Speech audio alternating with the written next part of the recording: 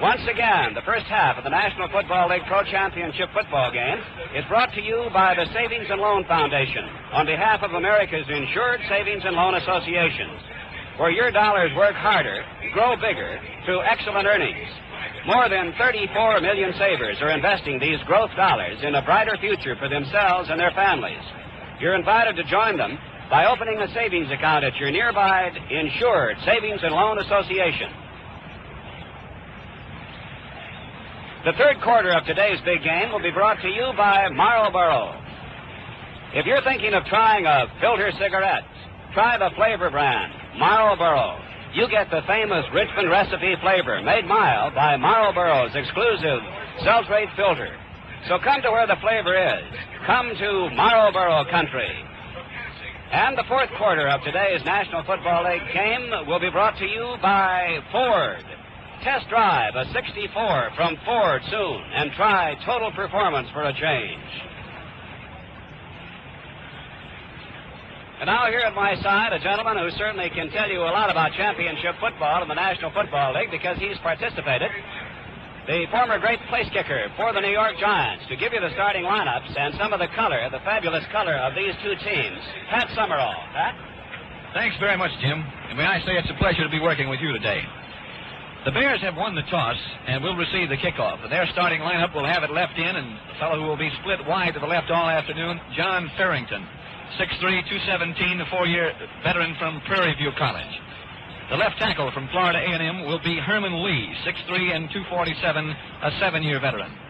A left guard, number 67, Ted Karras, 6'1" and 243, six-year veteran from Indiana. The center is Mike Pyle, 6'3", 245, three-year veteran from Yale. Right guard will be Jim Cadillo, two-year man, 6'3", 240 from San Jose State. The right tackle, number 63, Bob Witaska, 6'3" and 240. He is a four-year veteran from Notre Dame. The right end and the fellow who will be tied to either right or left will be Mike Ditka, the fine end from Pittsburgh. Ditka, 6'3" and 230. At quarterback will be veteran Billy Wade of Vanderbilt, a 10-year man who is 6'2" and 205. The left halfback will be number 29, Ronnie Bull of Baylor, a two-year veteran, the Rookie of the Year in the National Football League last year. The fullback is Joe Marconi, 6'2", 225, former Los Angeles Ram, 8-year veteran from West Virginia. And the flanker back will be spread wide to the right all afternoon is Johnny Morris, 5'10", 180, six-year veteran from Santa Barbara College. That's the Bear offensive unit, which will open against the fine New York defense. At left end in the New York defense will be Jim Katcavage, 6'3", all-pro, 240-pound, 8-year veteran from Dayton. The left tackle, Mighty Mo from Maryland, number 77, Dick Modulewski, 6 feet, 260, and 11-year veteran. The right tackle will be 76, John Lovatier, obtained this year by the Giants in a trade with Los Angeles. John, 6'4", and 285, 5-year veteran from Compton College. The defensive coach and starting defensive right end for the Giants will be number 81, Andy Robustelli, 13 years as a pro, 13 years as a pro, 6'1", 235, from Arnold College, a player coach. The linebackers, number 87 at left linebacker, rookie Jerry Hillebrand, a fellow who has intercepted 5 passes in the last 6 games and who has done a tremendous job at linebacker for New York. Middle linebacker, number 70, Sam Huff, 8-year veteran, 6'1", 230 from West Virginia. The right linebacker will be Tom Scott, former Philadelphia Eagle, 11-year veteran from Virginia. Left cornerback today, number 49 from Purdue, is Erich Barnes, who is a former Chicago Bear. Erich, 6'3", and 198, a 6-year veteran. Right cornerback will be Notre Damer Dick Lynch, who is 6'1", and 198, the league's leading pass interceptor. The free safety, the fellow who will always play on the flanker side for New York, will be number 20, assistant defensive coach from the University of Mississippi, Jimmy Patton. And the fellow who will play opposite Mike Ditka all afternoon will be Dick Pessinen, 5'11", 190, 4-year veteran from Duluth, Minnesota College. As Jim Gibbons told you a minute ago, everything that can be done has been done to protect the field and assure of us a good playing surface this afternoon.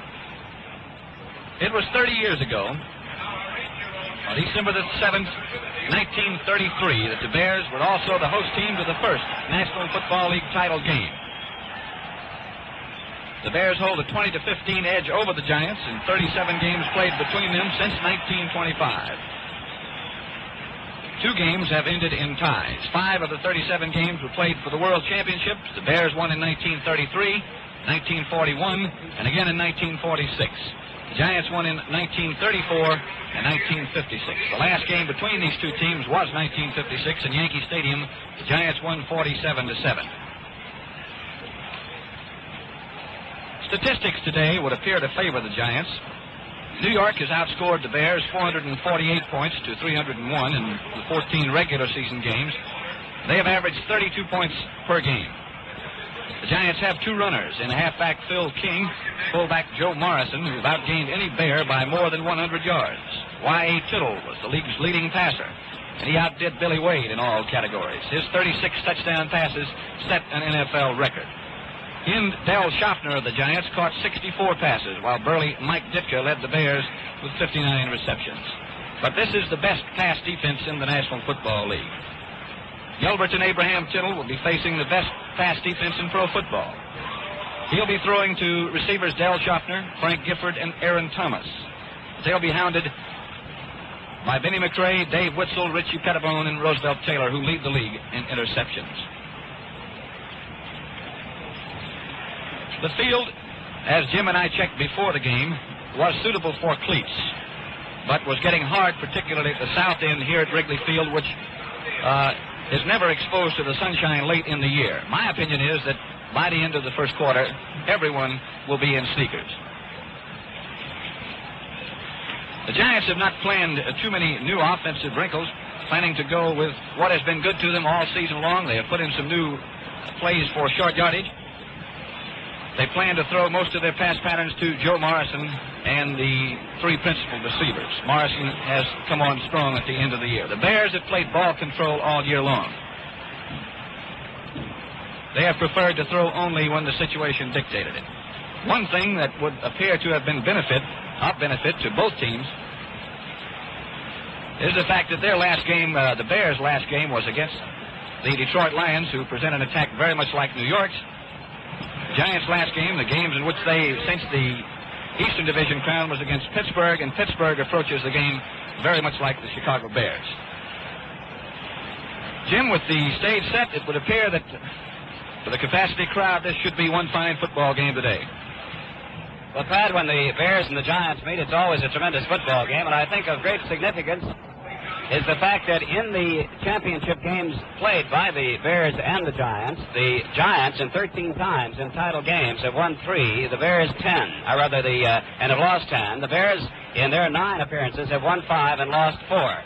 But significantly, in the 2 greatest teams that George Halas has had, and he's had 2 undefeated teams. He had undefeated teams in 1934 and again in 1942. Both of those years, with his great teams, he lost. You, of course, Pat, and all football fans will recall in 1934, the never-to-be-forgotten game in which the Giants won by a score of 30-13. The famous sneaker game in which the Giants opened the second half, wearing basketball shoes, and scored 27 points in the final period to overcome that 13-3 Chicago lead. So that is the type of game we're looking for. And in 1942, when the Chicago Bears were undefeated, they met the Washington Redskins in Washington, D.C., and again, they lost that particular game. And in 1942, the score was the Redskins 14, Chicago Bears 6. An expected duel between Sammy Baugh and Sid Luckman did not materialize. Baugh threw only 1 touchdown pass, and Luckman, who along with Baugh were the supreme passers in those days, did not throw any. So I think in all championship games throughout the years that we can look back and recall great moments in which teams have come into these games with tremendous records and have turned in tremendous performances. The prizes certainly have been part of every championship game in the National Football League. Now, we'll be set for the kickoff in just a minute.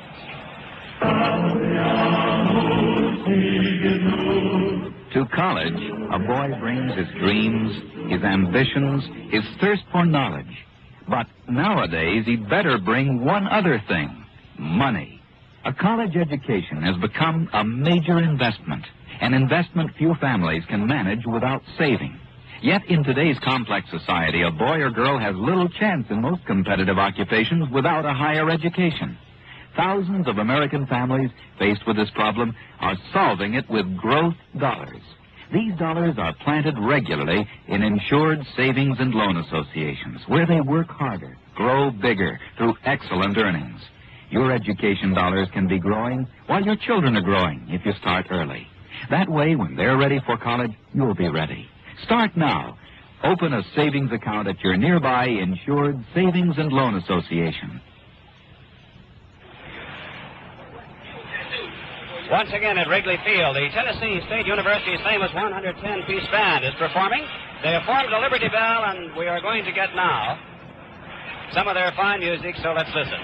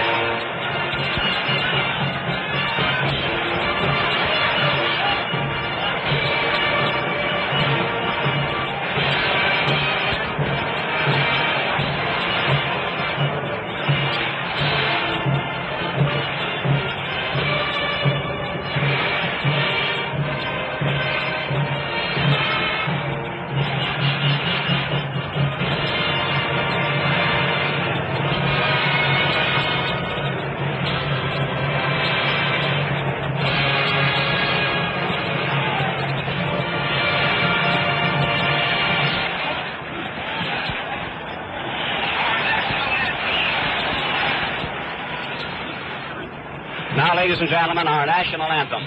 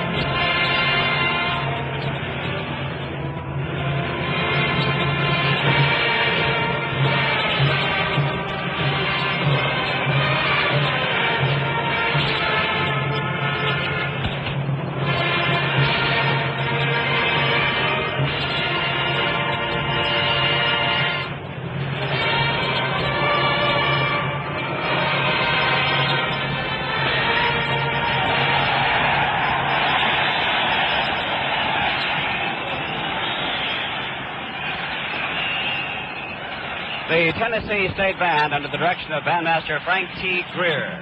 We pause 10 seconds for station identification. 810 on the radio dial. This is WGY Schenectady.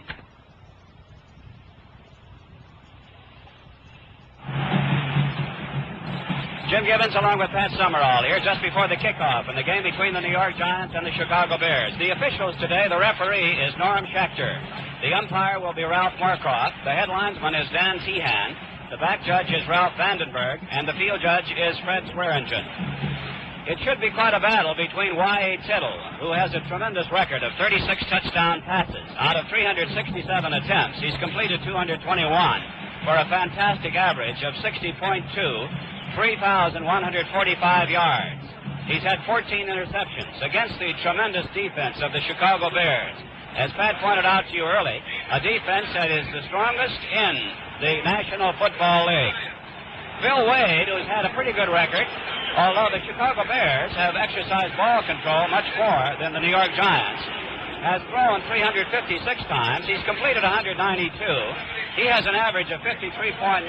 Normally, Pat, a pretty good average, but compared to the fabulous Y.A. Tittle, not quite as good. He's passed for 2,301 yards. He's had 15 touchdowns. He's had less interceptions, just 12. So the Chicago Bears, who have been rather thorough throughout the year in their ball control, and that they have not fumbled a great number of times, nor have they had many pass interceptions. They have been able to control the ball by holding on to it. In the backfield, their ball hawks are Rosie Taylor and Pettibone, along with Witzel and Vinnie McRae. However, least we give too much credit to the Chicago Bears defense and not enough to the New York Giants. The Giants in their championship years, and don't forget they have won 5 titles out of the last 6 years, have been tremendous defensively. And the fellow who has watched them at home in all of their games is right here to tell you about that defense, Pat, and I think it's one of the finest defenses certainly in the league. I think, Jim, as you pointed out, Tittle has certainly been tremendous this year, but the defense has been particularly strong in the last 6 weeks of the season. They had problems in the beginning of the year, but they have certainly gelled as a unit, and they are playing fine football as well as Y.A. Tittle in the offense. I noticed as the Giants have come on the field that most of them are wearing either ripple-sole shoes or sneakers. The roar that you hear now is for the introduction of the Chicago Bears. As I started to say a moment ago, most of the Giants are wearing ripple-sole shoes. Certainly if the field is hard, it would favor the team with a better passing attack. And you'd certainly have to go with Y.A. Tittle and the Giants in that respect. Awfully difficult to play pass defense on a hard surface. The roar from the crowd here is for the introduction of the Bear offensive unit. Might compare the games that these two teams have had against common opponents. The Bears have played Baltimore twice, the Giants once. Giants beat Baltimore in their opening game of the season 37-28. The Bears beat them twice, once 10-3 and once 17-7. The Giants played San Francisco, beat San Francisco 48-14. The Bears played them twice, beating them once 27-7, losing once 20-14 for their only loss of the year. The Bears played the Philadelphia Eagles once. They beat the Eagles 16-7 here at Wrigley Field. The Giants defeated the Eagles twice, 37-14 and 42-14. The Pittsburgh Steelers defeated the Giants in the second game of the year, 31-0, a game in which Y.A. Tittle did not play. The Giants clinched the Eastern Division crown 2 weeks ago against the same Steelers, 33-17. The Bears played a 17-17 tie with the Pittsburgh Steelers. The Giant record 11-3, the Bears 11-1-2.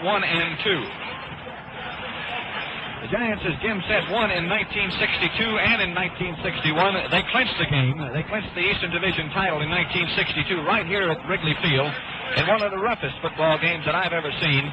They beat the Bears 26-24 as Don Chandler kicked 4 field goals. They clinched the Eastern Division title here last year. In that game, you might remember, there was a tremendous battle not only between the two football teams, but also between Giant halfback Phil King and Bear defensive end Ed Obradovich. One of the roughest I have ever seen, Jim.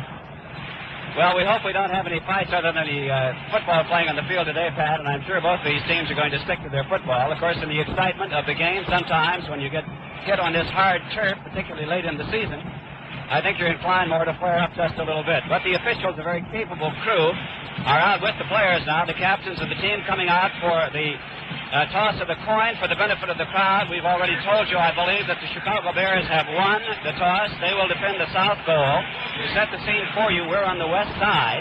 This is a tremendous crowd, and they'll be roaring constantly. We'll probably be shouting to try to make ourselves heard. We hope that you'll forgive us for it. The Bears will receive on the south side. We're on the west side, looking across in the open stands and into downtown Chicago on the east side, and off to our left is the north. There is a slight wind factor. The wind is blowing out of the west at about 14 miles an hour, and you can hear this crowd now as the Chicago Bears offensive unit takes the field. Don Chandler, who succeeded Pat Summerall as the kickoff man and the place-kicking star for the Giants, places the ball down on the 40-yard line. Billy Martin, number 22, goes down by the goalpost. And 29, Ronnie Bull, goes down with him on this side. And in just a matter of a few moments or a few seconds, the 1963 World Championship football game will be underway. Bull is dancing around to keep warm down on the near goalpost. Don Chandler swinging his arms. In 10-degree weather, a beautiful sunlit day. Norm Schachter, the referee, comes to this side, ready to blow the whistle. And in just a matter, there it is, and the game is underway. It's a good long kick. Waiting for it is Martin. He takes it, fumbles the ball in the end zone, elects to come out with it. He's at the 5, gets to the 10, and down he goes on the 10-yard line. A good hard tackle by Dick Lynch brought him down. right at about the 10-yard line. So it's 1st and 10 now for the Chicago Bears on their own 10. We'll set that lineup for you once again in case you joined us a little bit late. The ends are Farrington and Ditka. The tackles, Lee and Wataska. The guards are Karras and Cadill. Pyle is at center. Wade is at the quarterback. Bull and Morris are the halves. And Marconi is at full. Johnny Morris, the flanker, swings out wide to the right. The running backs are Marconi and Ronnie Bull. Waiting for the handoff is Bill Wade. And the first offensive play of the 1963 championship game. 28, Willie Gallimore is in there at the left half, and he comes right up the middle for about 2 yards. So it'll be 2nd down and approximately 8 yards to go. 2nd down, 8 yards to go. Defensively for the Giants, Jim Cabbage and Andy Robustelli are the ends. Dick Modzaleski and John Lovatier the tackles. Hildebrand, Huff, and Scott, the linebackers, along with Lynch and Barnes and Pessinen and Patton. Out of the huddle comes the Bears with Farrington wide to the left from the left end. Morris is split wide to the right in the flanker. Calling the signals, Wade. No score in the ball game. Wade hands off on the draw play to his fullback, Marconi, and Marconi comes up to about the 15-yard line, and down he goes. They mark the ball just shy of the 15, so it'll be 3rd down and approximately 5 yards to go. Bears going deep, huddling back on the 5-yard line. The New York Giants deploying from their defensive formation. Andy Robustelli, I believe, calls the defensive signals, Pat. Dick Lynch to this side. Urich Barnes to the far side. Pessinen and Patton up the middle. Once again, that same offensive formation with Morris wide to the right. Farrington wide to the left. No score in the ball game. Wade wants to pass. Now runs with the ball. He's got a 1st down across the 20 up to the 23-yard line.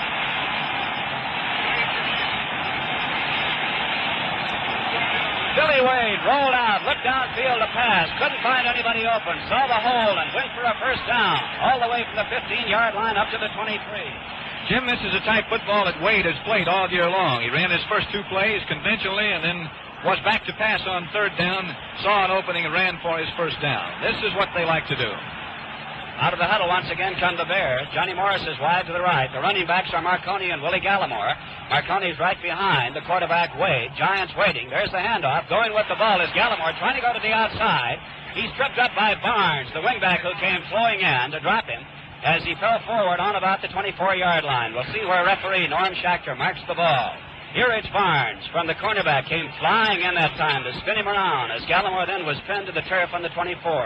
A gain of a yard. It's 2nd down and 9 yards to go. No score in the ball game on a very cold day in Wrigley Field in Chicago. The Chicago Bears and the New York Giants for the World Championship.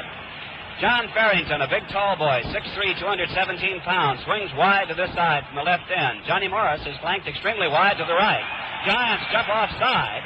Flag goes down. The question is now, did the Bears draw him off, or did the Giants jump off? We're waiting for the referee, Norm Schachter, to give us his decision. And the penalty is against the Giants, 5 yards, moving the ball up to the 29-yard line. Illegal procedure charged against the Giants. Looked like it was a middle linebacker, Sam Huff, who was eager to get in. Many times this happens when the quarterback will change his cadence count. Wade had been going on a fairly short count up until that particular play, and he changed to a long count. The defense jumped off sides. No score in the ball game. The Giants and the Bears. Bears ball on their own 29. 1st down, 5 yards to go as a result of the penalty. Wade is handing off this time to his fullback, and he's hit right as he gets the ball. He's dropped right at the 29-yard line. A horse collar tackle by Andy Robustelli, who came flowing in to drop him. So it'll be 2nd down. Or 3rd down, I'm sorry. Check me on that. 3rd down. The first play didn't gain. It's 3rd down and 5 yards to go. We had one running play that gained only about a half yard. Then we had the penalty. It's 3rd down and 5 yards to go. John Farrington to this side. Morris to the far side. The running backs are Gallimore and Marconi. Bill Wade calling the signals. Wade dropping back to pass. Now elects to run with the ball up the middle. He's got the 1st down at the 40. Fumbles the ball. Giants recover. Giants ball on the Bears 41. Now let's see if we can pick out who recovered that ball. It looked like Urich Barnes. Urich Barnes, number 49, recovered the fumble, and it's the Giants ball in fair territory. Twice on 3rd down, Wade has been back to pass.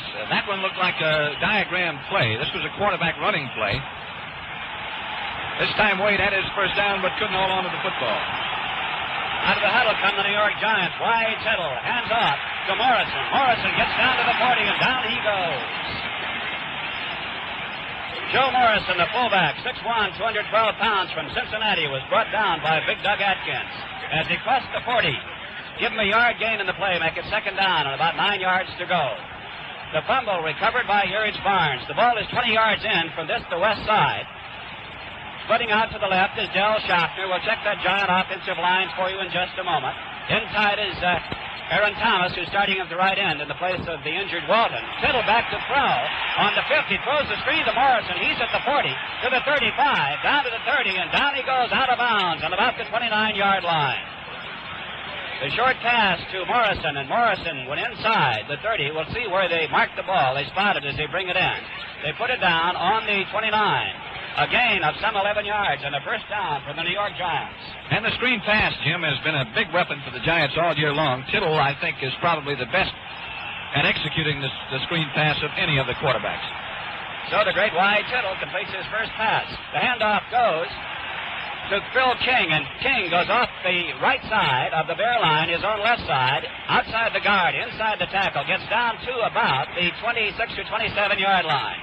As they unpile, we'll see where they place the ball. They put it down in the 6. No score in the ball game. The Bears took the kickoff, had moved to a first down on the 41. Bill Wade, when he fumbled the ball, Urich Barnes recovered, and now the Giants have pressed into Bear territory down on the 26-yard line. Second down, about 7 yards to go. Del Schaffner splitting out wide to the left. The running backs are King and Morrison. Morrison with the ball, driving up the middle. Morrison getting down to about the 20-yard line on a stand-up run, and tempers are flaring for the moment. We have 9 minutes, 27 seconds remaining in the first quarter. No score in this ball game as Joe Morrison does not get the first down. He's very close to it. He's just inside the 20-yard line. The New York Giants will have a third down and about a yard to go, just inside the 20-yard line. Out of the huddle they come. Frank Gifford is wide to the right. Now Gifford goes in motion. The ball goes to Tittle. He gives to Morrison. Morrison flies over the middle for a first down to about the 16-yard line.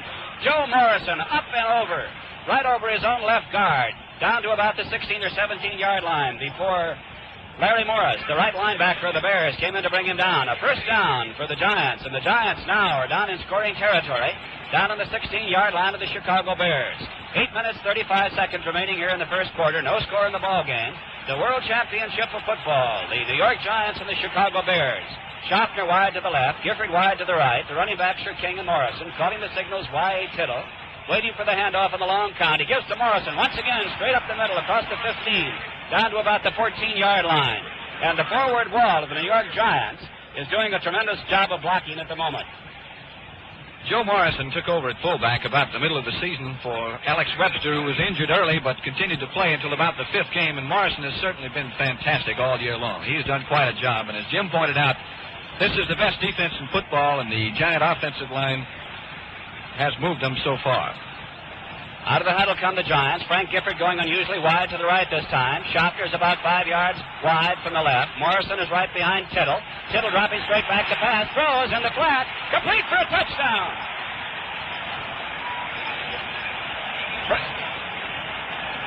Frank Gifford taking the throw from Y.A. Tittle in the corner for a touchdown, and the Giants draw first blood over the head of Benny McRae. That score came with 7 minutes, 38 seconds remaining here in the first quarter.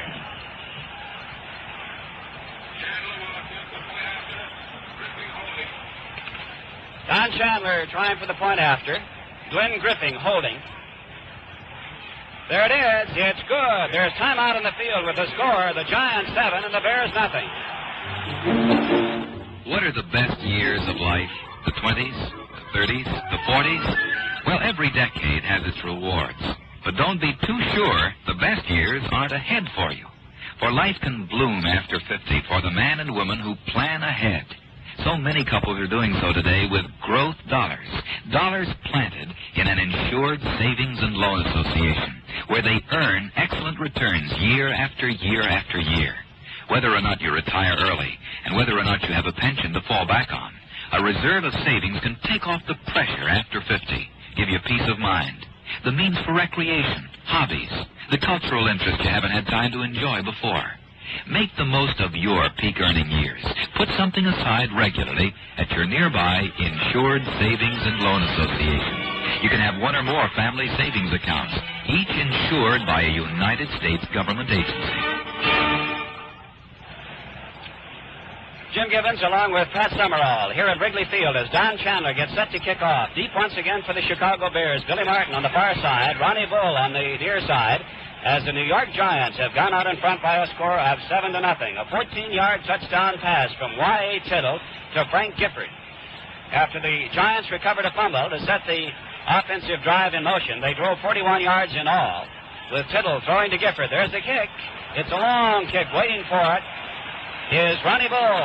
He is at the 10, the 15, doesn't get a block as he tries to come to the outside and gets up to the 19-yard line, which brought down once again by Dick Lynch, the sure tackle for the New York Giants. It'll be 1st and 10 for the Bears on their own 19.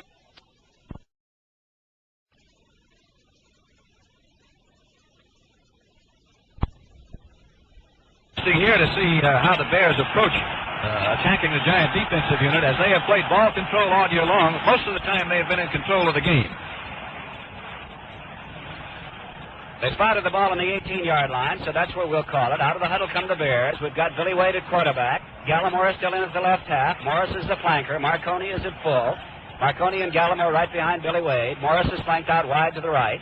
Going with the ball, trying to go up the middle is Gallimore, and he may have gotten a yard, and that's about all. Willie Gallimore going off his own right side. The left side of the New York Giants was brought down by Dick Modulewski and Jim Cabbage.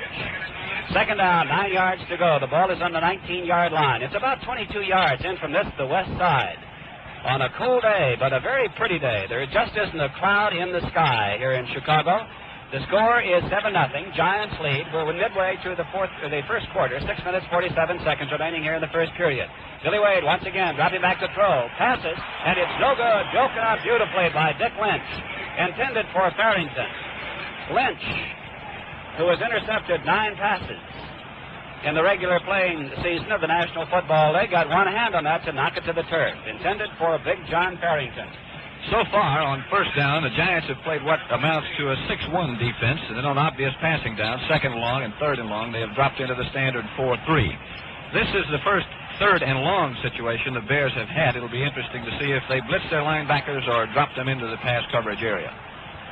3rd down, 9 yards to go. Score 7-0. Giants lead. Billy Wade once again dropping back to pass. Throws a little flat pass out in the left to Marconi.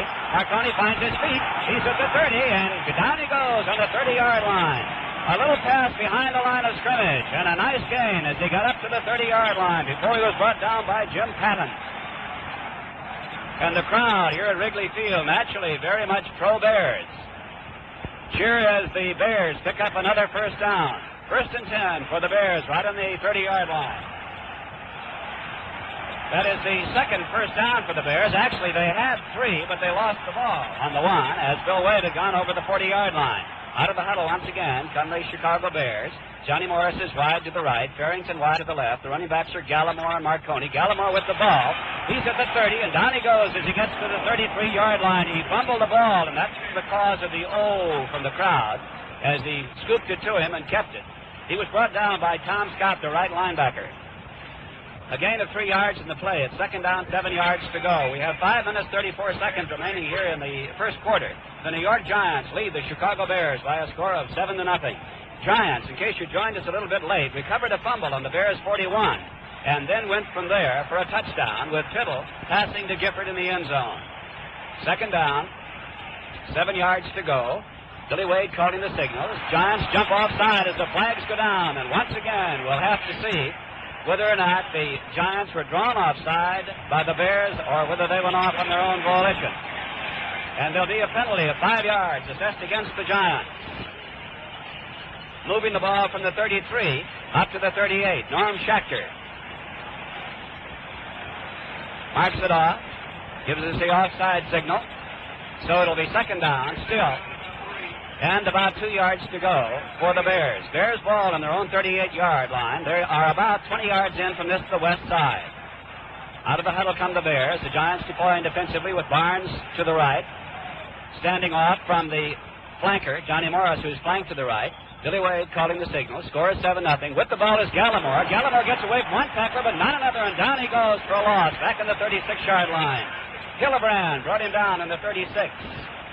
And one of the big giant defenders flew in, and he would have just torn his head off had he hit him behind the line of scrimmage. But Gallimore got away from him, but not away from Hildebrand, who brought him down. It was Cat Cabbage who had the rush on that time, and Big Jim came barreling in to fly by him.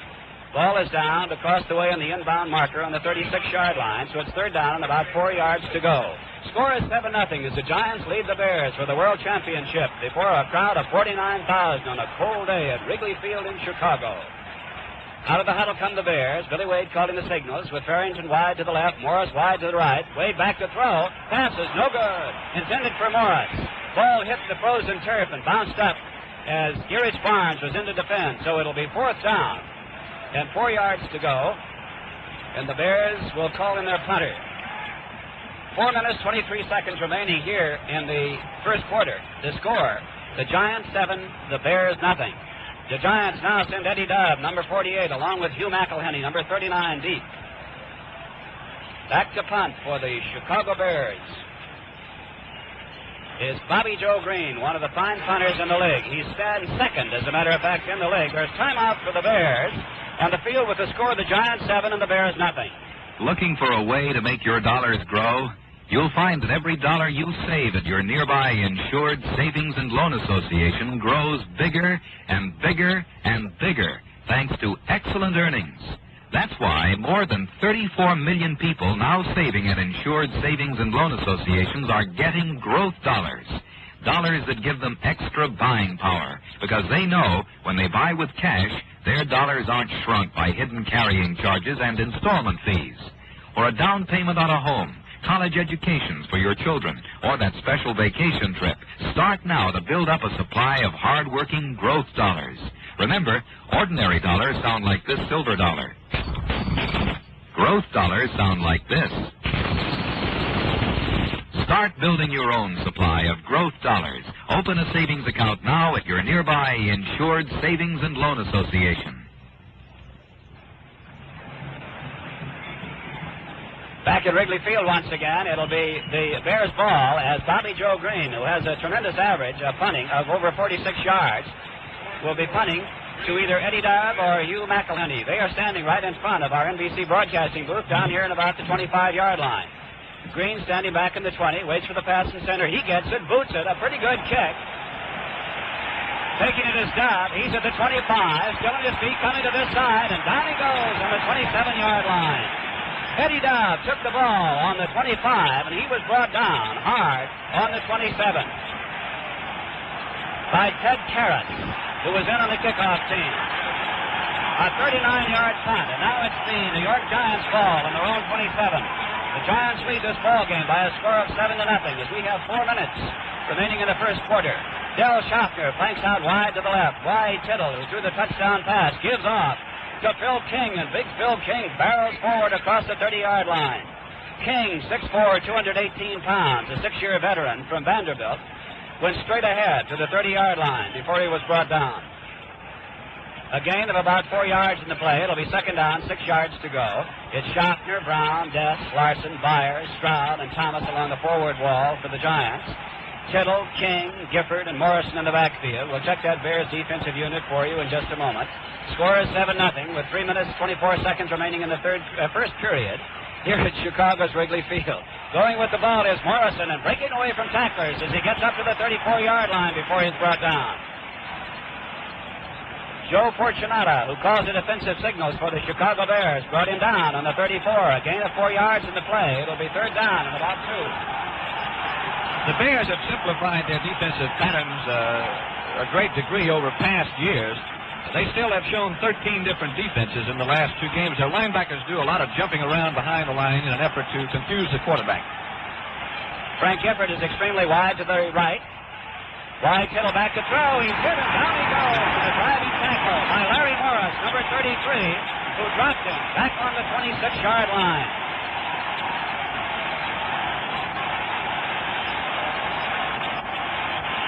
Morris has the reputation of being one of the best blitzing linebackers in football, and he certainly showed us why that time. He got him around the ankles. Normally, when they come in that way, they hit him high to keep him from throwing the ball, but he got Y right around the ankles to bring him down. Back to punt now is Don Chandler standing in the 12, takes it.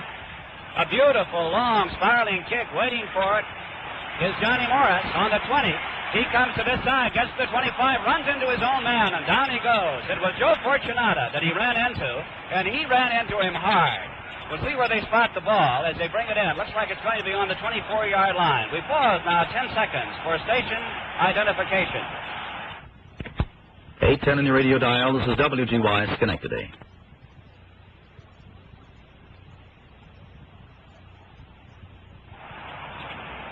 A 51-yard punt for Don Chandler. First and 10 now for the Chicago Bears on their own 24. 2 minutes remaining here in the first quarter. Score is 7-0. Giants lead. Morris is extremely wide to the right. The left end is in tight this time. With the ball is Gallimore going to the outside. He's at the 25, gets to the 30, and is brought down. He fumbles the ball. Let's see whether the whistle blew before the fumble occurred. It looked like the Giants went in to recover, but the whistle may have blown before the fumble occurred. No, it's going to be the Giants' ball. Giants have it in Bear territory on the 31-yard line. First and 10, once again for the Giants, deep in Bear territory on the 31-yard line. And I'm sure, Jim, that the temperature has a lot to do with the inability of the Bears so far to hold on to the football. This is something that they have not done all season long. They have made very, very few mistakes. This is why they've been able to play control football that they have. That's right, Pat. They have held on to the ball consistently. We're in the first period, a minute 38 remaining. Score 7-0. Giants lead. And Y. Tittle, it throws for a receiver in the end zone, and it is no good. In and out of the hands of Del Schaffner. Schaffner had clearly gotten by Witzel. He was in front of Witzel, and Tittle hit him with what appeared to be a perfect pass. It might have been just a touch high, but he got both hands on it and dropped it in the end zone. So it'll be second down and 10 yards to go. About the only pattern that Y. Tittle has fallen into all season long is the fact that after a break such as this that just occurred, he will go for the touchdown on the first play. One of the reasons for his tremendous success, I think, is the fact that he has been completely unpredictable. Frank Gifford is wide to the right. Schaffner's in rather tight on the left side. Running backs are King as Tittle goes back to throw. Throws a short pass, intercepted by the Bears at the 40. He's at 50, the 45, the 40 may go all the way. Down to the 30, down to the 10, and down to the 5-yard line. Larry Morris intercepted and raced all the way down to the 5-yard line. Darrell Dess brought him down.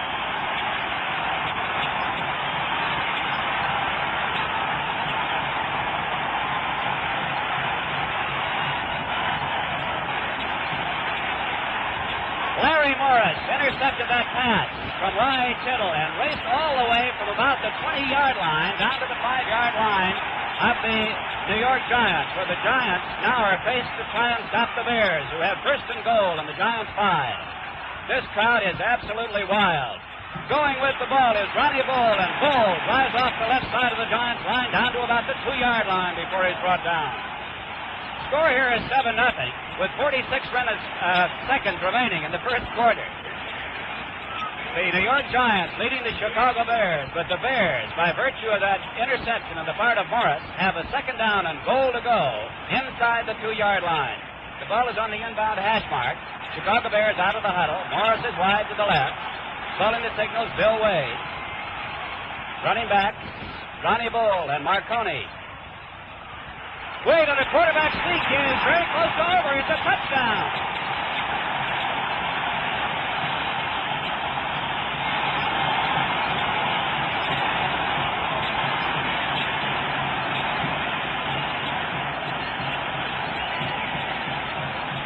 Bill Wade on the quarterback sneak followed the blocking of the center of his line, Pyle and Karras and Cadill, and went right over for the score. And now Jinks will try for the point after.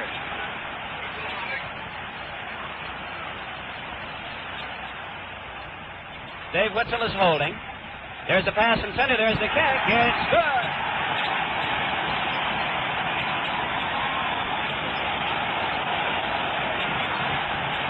Tie ball game. The New York Giants 7, the Chicago Bears 7 with 15 seconds. Pat Summerall remaining here in the first quarter.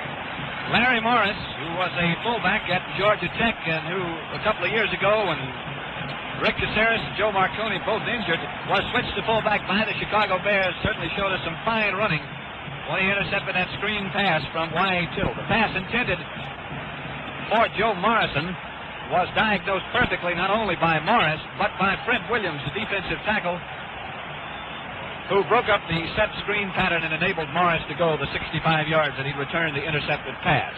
Big break for Chicago. Created great enthusiasm among the Wrigley Field fans. Ready to kick off now, the Chicago Bears. Number 83, Roger LeClaire, is ready to kick off. Number 37, Killett on this side. Number 48, Dove on the far side. Here's the kick. Waiting for it is Killett. Takes it on the 8, fumbles the ball. There's a scramble for it, and let's see who recovers. It's a loose ball, and I believe the Bears may have it. We'll check it. The Bears ball on the 5-yard line.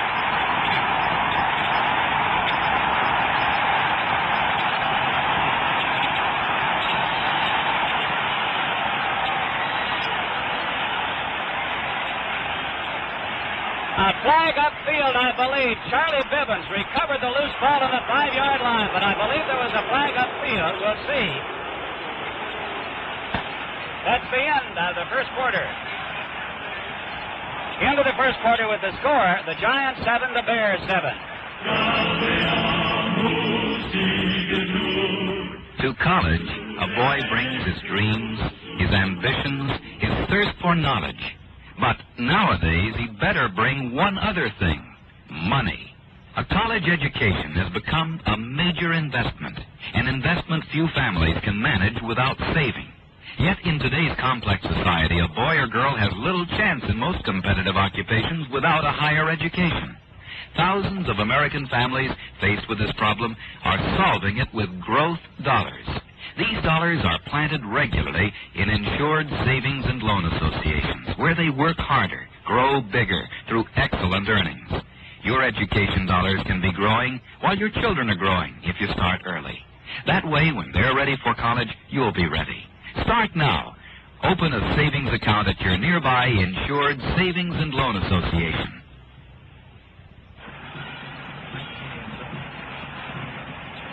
Jim Gibbons along with Pat Summerall once again, and it was offside that time against the Chicago Bears. It cost them possession of the ball down on the New York Giant 5-yard line. They had recovered on the 5. Charlie Bibbins had recovered the fumble, but the flag had been dropped upfield. The Bears were offside, and now Roger LeClaire will kick off once again. So the breaks of the ball game. The breaks that time for the New York Giants when the Bears were offside on the kickoff. Deep for the Giants, Hugh McElhenney, who has come in on the far side, a former great player for the San Francisco 49ers. Now with Ali Sherman and the Giants, and Eddie Dove, who also was from the 49ers. The score here at Wrigley Field as we get ready to go into the second quarter, 7 for the Giants, 7 for the Bears. So we're starting all over again. Roger LeClaire standing down on the 25-yard line. Hugh McElhenney is on the 5. Eddie Dove has moved up to about the 8. There's the whistle. There's the kick. Going in the direction of Dove, who comes up to take it on the 14. Tries to go to the far side at the 20, still in his feet at the 25, at the 30. Swings across the 35 and up to the 37 or 38-yard line before he's brought down. A nice return from the 14 on the part of Eddie Dove, who was brought down by Cadill on about the 37 or 38-yard line. We'll see where Norm Schachter spots that ball as he moves it inbounds to the inbound mark, and he puts it down on the 38-yard line. Score is 7-7. Giants ball on their own 38. Y. Tittle calling the signals for the Giants. A big number 75. Fred Williams comes in and a flag goes down. Fred Williams, number 75, barreled through to hit Tittle. We'll see whether they call it just a 5-yard penalty or a roughing penalty. It's going to be 5 yards apparently. The flag went down so vigorously on the part of one of the officials, I thought perhaps he was going to charge Williams with roughness as he belted Tittle and drove him back about 5 or 6 yards. Del Schachter is wide to the left. Frank Gifford is flanked, but just outside the tight right end. Calling the signals is Y. Tittle. He gives to Morrison, and Morrison tries to go up the middle and gets a yard or two as he crosses the 40 and is brought down by Bill George, the middle linebacker, along with Stan Jones. George from Wake Forest, 6'2", 235 pounds, a 12-year veteran in the National Football League. And Stan Jones, who played a good number of years for the Bears offensively, has been this year one of their stalwarts defensively at the left tackle. He's 6'1", 250 from Maryland. Score is 7-7. We're in the second period. In the opening moments, the Chicago Bears and the New York Giants. Second down as the ball goes, this time to Phil King, and King gets a yard as he tries to go up his own right guard. The left side of the Bear line. He gets to about the 47-yard line. We'll see where they mark it down. It will be third down coming up. Very close. Looks like it's going to be on about the 47-yard line, very close to a first down. We'll have a timeout as the head linesman, Dan Tehan, a veteran in the officiating corps in the National Football League, comes in with his assistants to measure any part of the ball as they mark it down. And it is not a first down, just about a foot short. So it'll be third down and just about a foot to go for the New York Giants. Their ball on the 47-yard line. Between the 40, just right on the 47, as a matter of fact. Giants ball on their own 47. Out of the huddle they come. In tight this time. Going with the ball is Morrison, and he has the first down as he gets very close to the midfield stripe.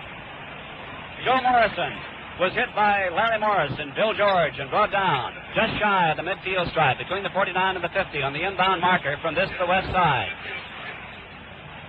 So it's a first down for the New York Giants. Score is 7 for the Giants, 7 for the Bears. We have gone just about 2 minutes in the second quarter. Wide Tittle has Schaffner out wide to the right, dropping straight back to pass, throws, and it is complete to Aaron Thomas at the 30, out of bounds.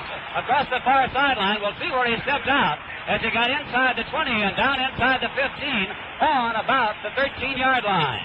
Aaron Thomas taking the pass across the field from Y.A. Tittle, and he just cakewalked on that far sideline. He kept his balance perfectly as he went out of bounds, they say, on the 14-yard line. A fine catch and a great run after he caught the ball on the part of Aaron Thomas.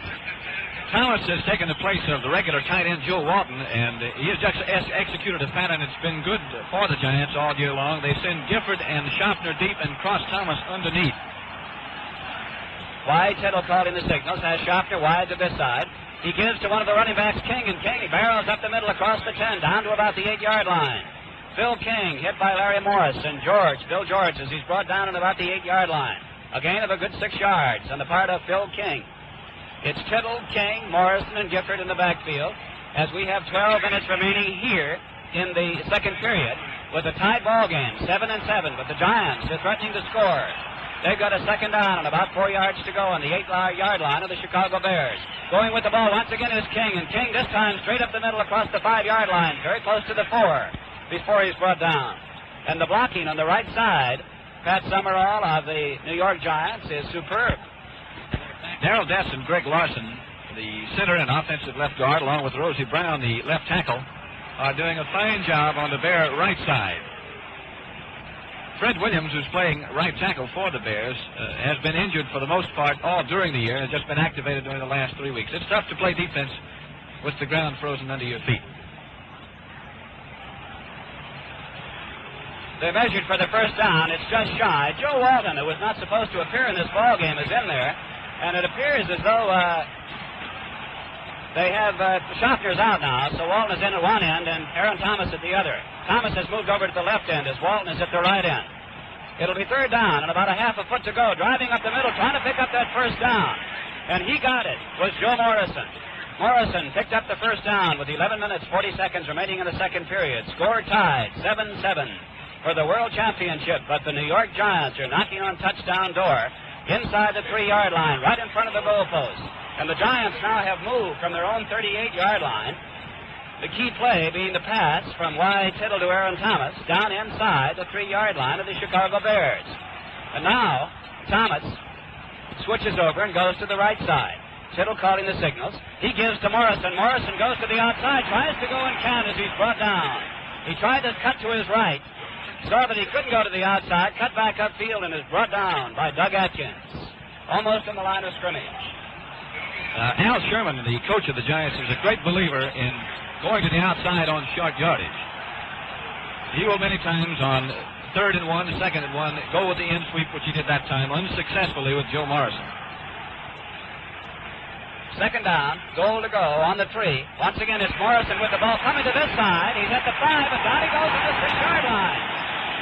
Morrison tried to come to this side, the wide side of the field, and he was followed beautifully by Ed Obradovich. And Obradovich brought him down on the 6-yard line, a 3-yard loss in the play. And that tough Chicago Bear defense that you've heard and read so much about now is beginning to display itself. It'll be 3rd down, 6 yards to go for the touchdown. 3rd and goal on the 6. And if New York has had offensive problems all year long, it has been in this area. From the 10-yard line in, they have had some difficulty scoring. Tie ball game, 7-7. Giants in scoring position with 10 minutes remaining in the second quarter. Wide Tittle back to pass. Being rushed. Now he throws a little flare pass. No good for King. A little pass out in the flat to King. King was on about the 8-yard line, but apparently he didn't turn quickly enough, or perhaps the ball hit him a little faster than he thought. It bounded out of his hands. Fortunato was right there with him. Chances are he wouldn't have been able to go in anyway. Don Chandler will come into the ballgame now on 4th down and will attempt a field goal. He has 18 for 29.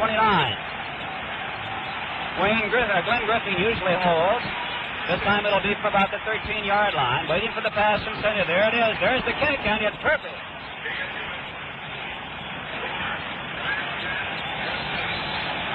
Now, during the timeout, there's timeout in the field with the score. The Giants 10, the Bears 7. What are the best years of life? The 20s, the 30s, the 40s? Well, every decade has its rewards. But don't be too sure the best years aren't ahead for you. For life can bloom after 50 for the man and woman who plan ahead. So many couples are doing so today with growth dollars. Dollars planted in an insured savings and loan association where they earn excellent returns year after year after year. Whether or not you retire early and whether or not you have a pension to fall back on, a reserve of savings can take off the pressure after 50, give you peace of mind. The means for recreation, hobbies, the cultural interest you haven't had time to enjoy before. Make the most of your peak earning years. Put something aside regularly at your nearby Insured Savings and Loan Association. You can have one or more family savings accounts, each insured by a United States government agency. Jim Gibbons along with Pat Summerall here at Wrigley Field as we have 9 minutes, 49 seconds remaining in the second quarter. The New York Giants lead the Chicago Bears 10-7, and Don Chandler will kick off with Ronnie Bull and Billy Martin deep. There's the kick. It's a high kick, not particularly long, into the wind. Bull fumbles the ball, picks it up on the 12, looks for running room. He's at the 15, gets to the 20, and down he goes on the 21. Here is Barnes coming in to make the stop on the 21-yard line. Jim, the north end of the field looks directly into the sun. And the last two kickoffs that have been received at that particular end, you remember Charlie Killett fumbled for the Giants. The Bears recovered, but were offside. And that time Bull, looking directly into that sun, fumbled the kick, but managed to recover himself. Ball is on the 21-yard line. The Chicago Bears have it. They trail by a score of 7-10. Morris is wide to the right. Billy Wade calling the signals. Right behind him is Marconi. Wade back to pass. Throws long for Morris, and it is no good. Morris had it and dropped it. With him was Tessinen. Morris had the ball, and he dropped it as he fell to the turf. Johnny Morris, 5'10", 180 pounds from Santa Barbara, dropped that ball as he went to the turf. He had his hands on it. It looked like a sure completion on about the 45-yard line. A good pass by Bill Wade. So it'll be second down, 10 yards to go. The ball is on the 21-yard line of the Chicago Bears. Their possession. They trade on the ball game, 10-7. New York Giants digging in defensively. Dick Lynch is going out, this time with the left end of the Bears, Koya, who's in there, number 46. Wade once again back to throw. Looks deep, and it is no good. Koya had gotten a step behind Dick Lynch. He's a big fellow with good speed, 6'2", 202 pounds. And he had gotten a step behind Dick Lynch. However, the pass was a bit too long for him, so it'll be third down and 10 yards to go. Score is 10-7. Giants lead the Bears here at Wrigley Field in Chicago. I think the Bears have picked up from their scouts in the press box the fact that the Giants are playing a zone pass defense. covering Morris and Ditka's side in a zone pattern. And this means that the weak side end, who that time was Koya, it could be Farrington, will have to be covered man-to-man by Dick Lynch or whoever might be in that spot. Once again, Koya is wide to the left. The other end, Ditka's in tight. Morris is wide to the right. Bill Wade back to pass. Misses one. Now he's going to have to get out of there. Throws it downfield, looking for Ditka, and it's no good. Broken up beautifully as a couple of players slide on the ice on the sidelines. Dick Tessinen, number 25, just took a shoulder slide on the ice. It's ringing the field, along with Ditka, who also went down. Big Mike Ditka, who is the principal and best receiver for the Chicago Bears. So it's fourth down, and the punting situation arises. Going deep for the New York Giants as Bobby Joe Green gets set to punt from the 5-yard line. McElhenney, low pass from center, just does get it away. It's a beautiful kick. McElhenney will take it back on the 33. He's at the 40 and goes down on about the 42 or 43-yard line. A low pass from center that time, but a good 42-yard kick on the part of Bobby Joe Green. And the New York Giants now have the ball on their own 43-yard line. Score is 10-7. The Giants lead the Bears as we have 8 minutes, 49 seconds remaining in the first half.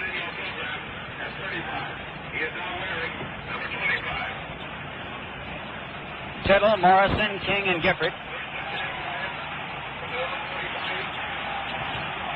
Schaffner back in the ball game. He was out for a little while, but he's in now. Wide Tittle back to throw. Has good time. Throws long for Thomas. And it is broken up and almost intercepted by Pettibone. Richie Pettibone, 6'3", 205 pounds from Tulane.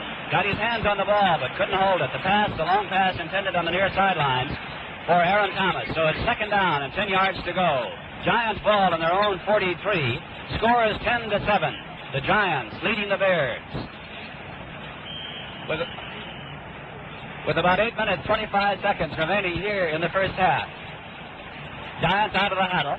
Schaffner wide to this side as he switches over. Thomas is in.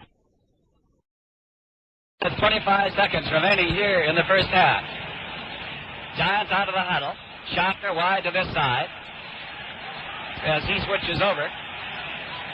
Thomas is in tight. Calling the signals. Wide Tittle. Hands off to King, and King breaks across the 45 to 15 into Bear territory, down at about the 47-yard line. A good run on the part of Phil King, who broke off the right side of his line, the left side of the Chicago Bears. It got very close to a first down. In an obvious passing situation, second and long or third and long, Tittle has oftentimes gone to the draw play, which he did that time to King, and King runs it very well. It's a first down for the Giants in Bear territory.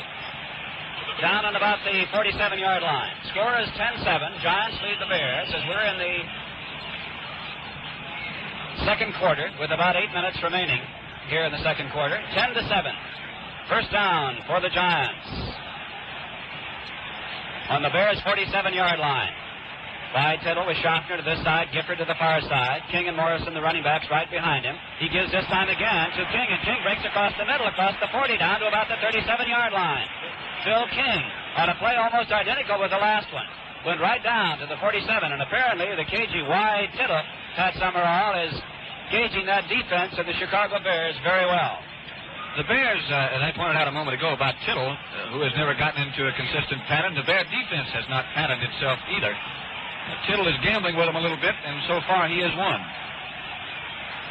Second down, a yard to go. Giants ball to the 38-yard line of the Chicago Bears. This time it's King once again, driving inside the 35, down to about the 32-yard line before he went down. That was Alex Webster who came into the ball game in place of Moritz, who took it down to the 32-yard line. Alec Webster, 6'3", 220 pounds, who has been out a great portion of this latter part of the season with injuries. Now Phil King goes out of the ball game, and Hugh McElhenney comes in. The ball is down to the 32-yard line of the Chicago Bears, possession of the New York Giants. Here in the second quarter with the Giants leading, and once again they're threatening. Tittle back to throw. Throws long, and it is caught, but is he in bounds? Nope, he's out of bounds.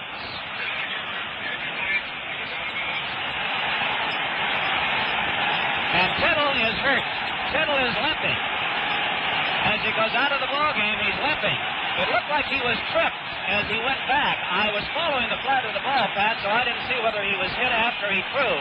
But he's limping very badly and being helped off by Hugh McElhenney. He was hit by Larry Morris just as he got rid of the football. I think, from what I could see, it looked as if his left ankle were twisted, possibly his left knee. But from the looks of the way he left the football game, I doubt very seriously that he will be back, and that could certainly be a big factor. That would be a tough blow, no question, for the Giants. So it's Glenn Griffin, the youngster, 6'1", 200 pounds, from Ole Miss, who has the pressure squarely on him. On second down, 10 yards to go. He gives to McElhenney, and McElhenney barrels off the right side of the Giant line, the left side of the Bears, down just inside the 30-yard line. And you know right now, Jim, what the Bears will do. Griffin, very inexperienced, has seen very little activity as a quarterback this year. He played some on defense early in the year, but they will be blitzing him every chance that they get. See if he can stand the pressure, and the pressure is certainly on Glenn Griffin right now. We're in the second quarter with 6 minutes remaining here in the first half. The New York Giants lead the Bears by a score of 10-7. It's their ball inside the 30 of the Bears. Third down, 7 yards to go. Glenn Griffin calling the signals, dropping straight back to pass. Looks, he's hit just as he throws the ball, and it's no good. Griffin was belted by Big Doug Atkins. He is a big fella, 6'8", 255 pounds. Just as he started to throw the ball, he got it away, but it fell to the turf as an incompleted pass, and Don Chandler now will try a field goal from about the 37-yard line on a slight angle. Griffin holding. There's the pass from center. There's the kick, and it's no good. It was broken up by number 25, J.C. Caroline, who came in to get his hands on the ball, and so the Bears take over on their own 20-yard line. We pause now 10 seconds for station identification.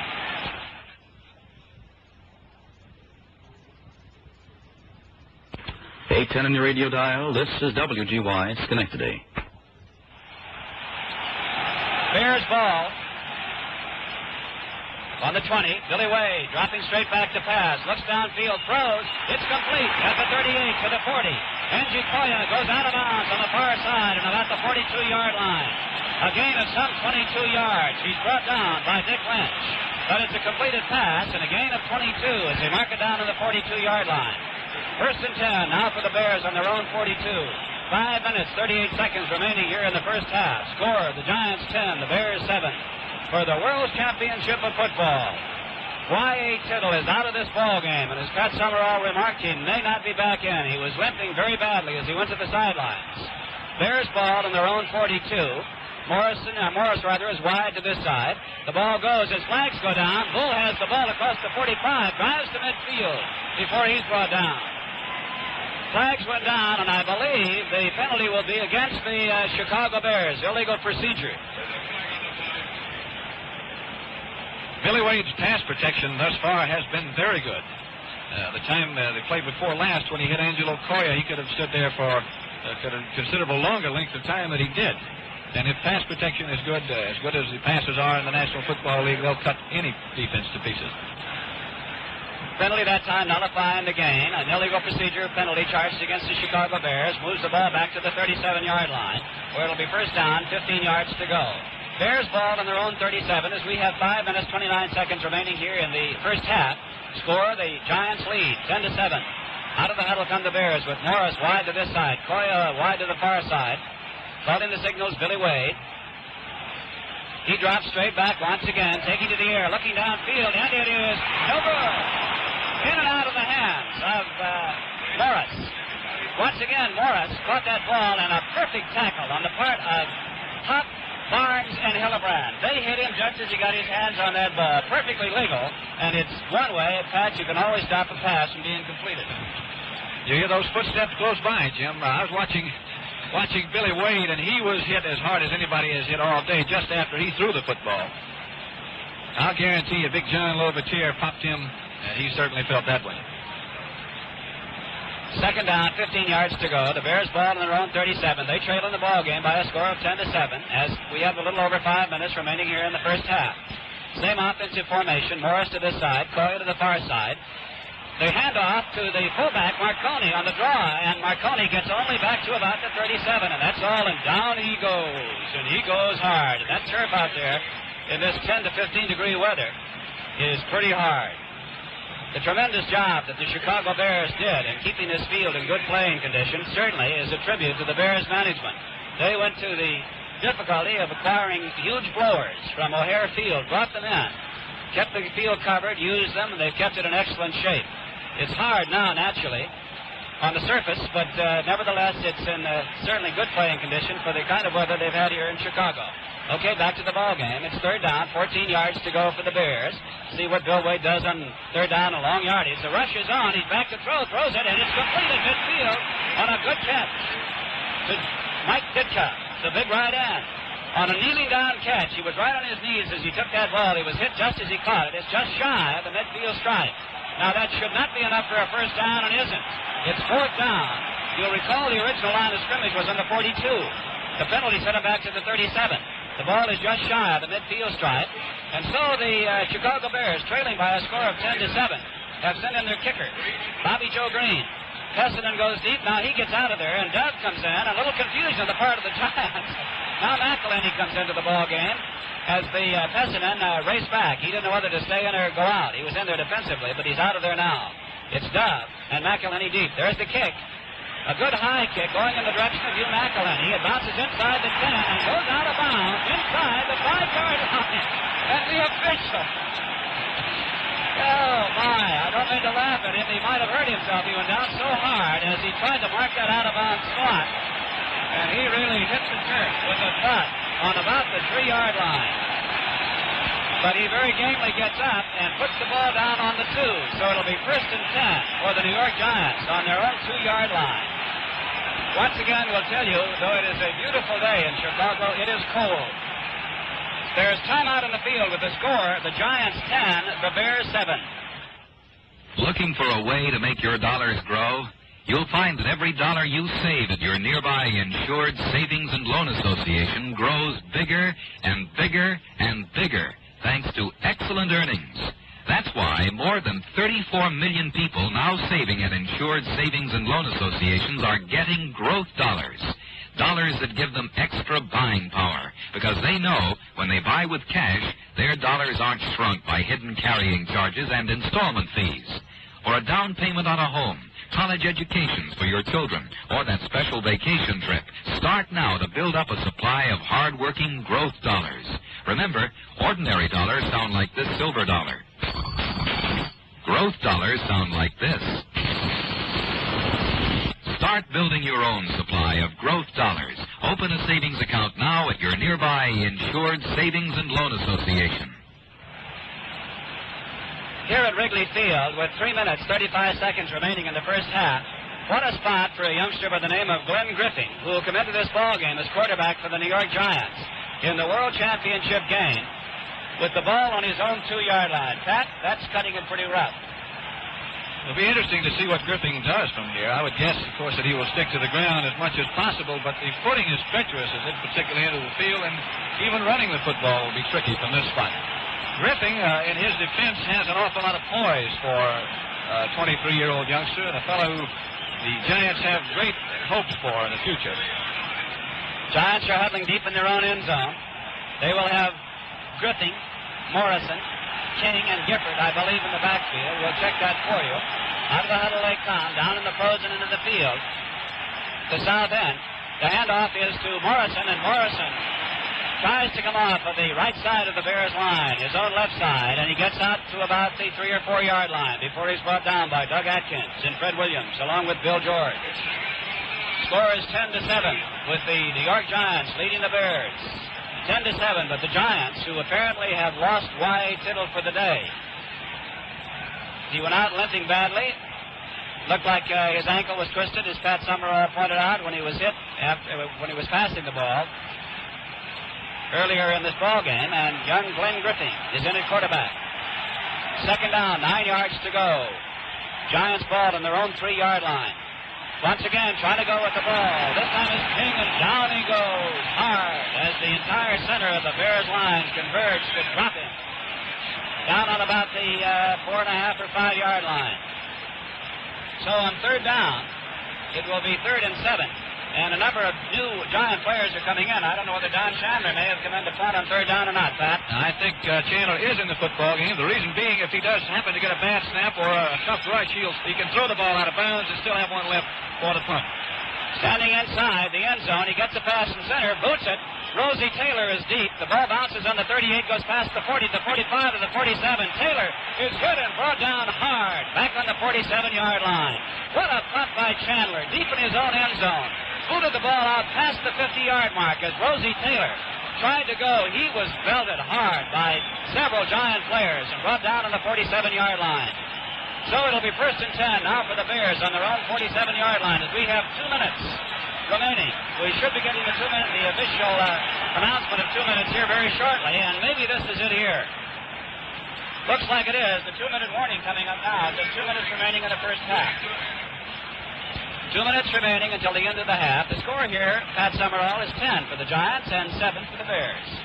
The great punt by Chandler was almost disastrous as he put the ball out to kick it, to hold it, to punt the ball from his hands. He almost dropped it in the end zone. Just to check the lineups for you as the Bears are huddling back on their 35.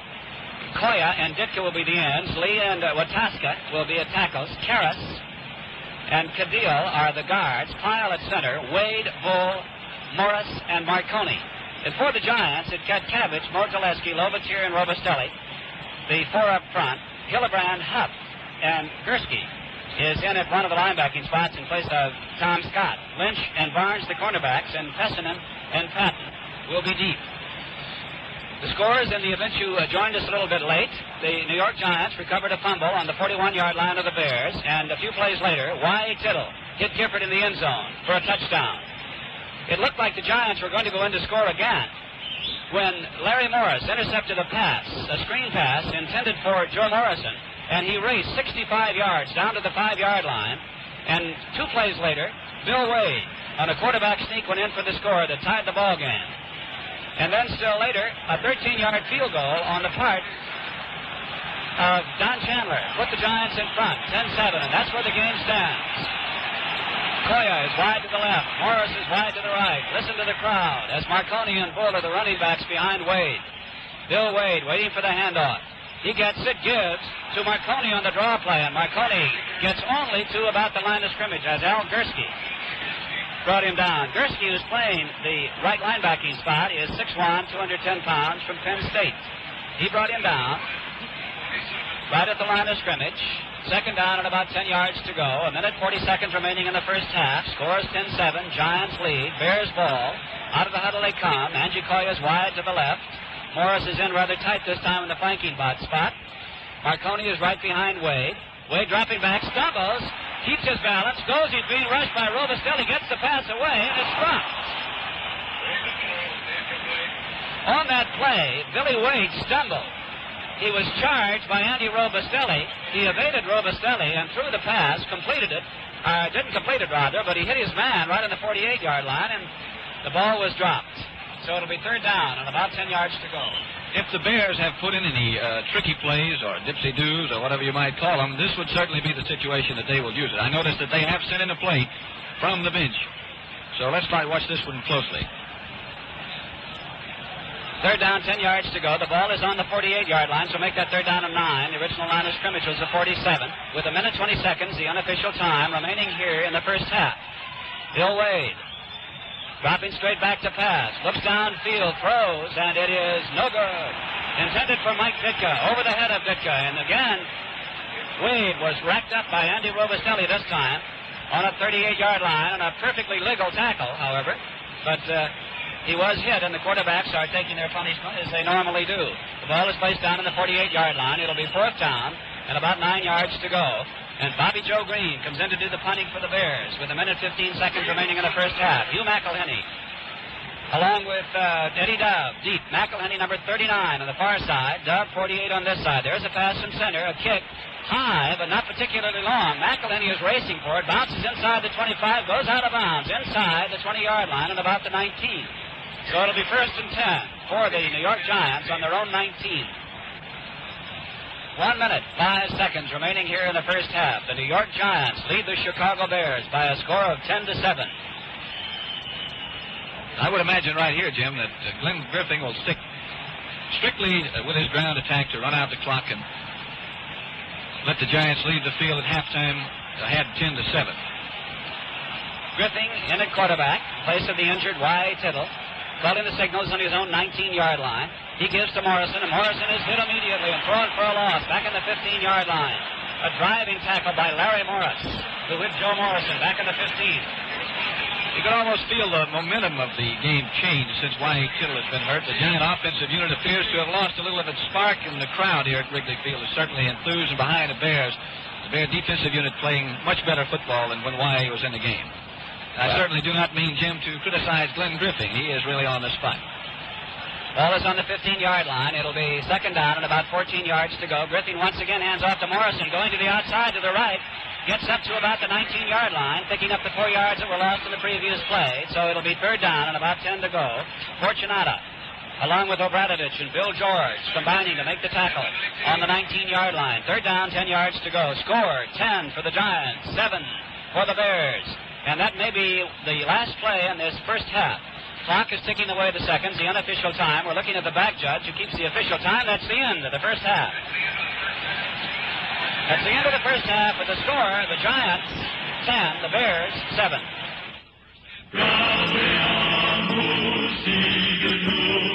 To college, a boy brings his dreams, his ambitions, his thirst for knowledge. But nowadays, he'd better bring one other thing, money.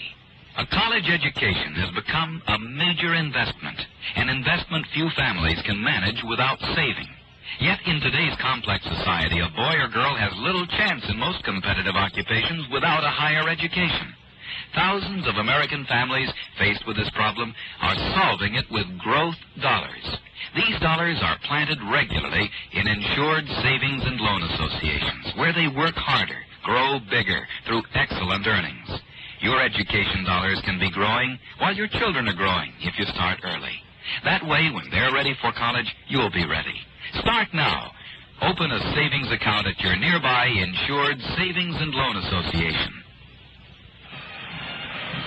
Back at Wrigley Field in Chicago, where the New York Giants lead the Chicago Bears 10-7 at halftime.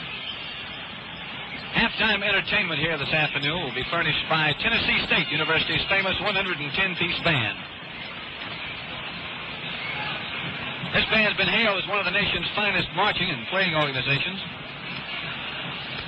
Under the direction of bandmaster Frank Greer, Tennessee State is noted for the introduction of the new sound in band instrumentation. Greer's arrangements extend the range of brasses upwards, produce a brilliant tone. We have seen this band perform many times at Yankee Stadium, and they certainly are excellent. Tennessee State, located at Nashville, Tennessee, has 4,500 students, founded 51 years ago.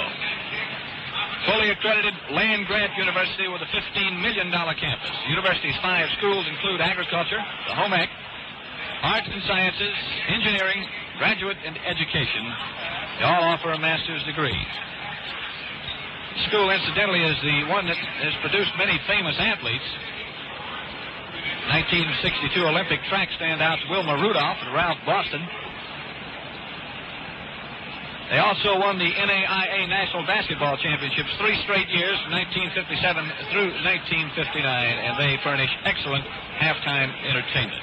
The big factor here at halftime, big factor in this game in the first half, has been, I think, the injury to Y.A. Tittle.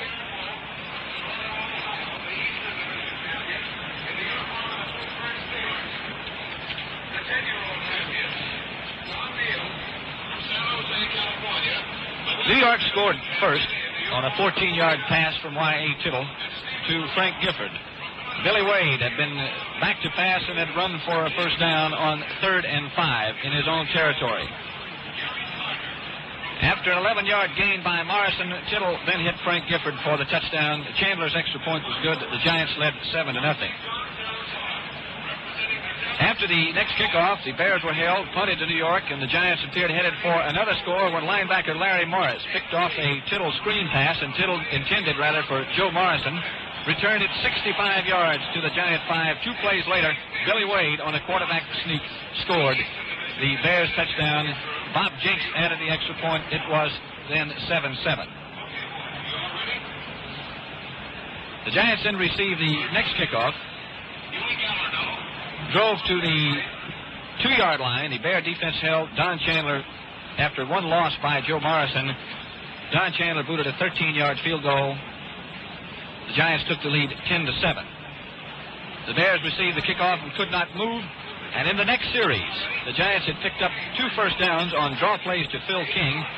With 1st and 10 at the Bears 32, Y. Tittle went back to pass and threw an incompletion to Frank Gifford on the far sideline of the field. Just as he was throwing the football, he was hit by red dogging linebacker Larry Morris and either injured his left foot or his left knee. And from the condition he appeared in as he left the field, I would estimate that, or predict rather, that Tittle would not be back in the second half. He was replaced by Glenn Griffin, the rookie from Mississippi. Griffin has done very little other than run running plays. He has not attempted a pass as yet.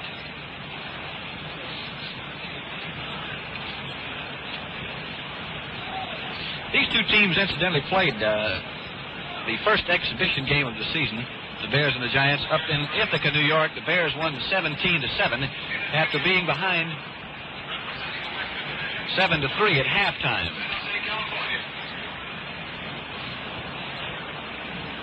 The exhibition game up in Ithaca, which was the opener for both teams, was also a rough football game, as this one has been. And as Jim and I pointed out a moment ago, the game in which the Giants clinched the Eastern Division title last year was one of the roughest that we have ever seen. Don't forget to listen to NBC Radio's holiday football schedule on New Year's Day. This Wednesday, January the 1st, it's the Sugar Bowl from New Orleans at 1:45 p.m. Eastern Standard Time, followed by the Rose Bowl at 4:45 p.m. from Pasadena, California. Both games aired exclusively on NBC Radio.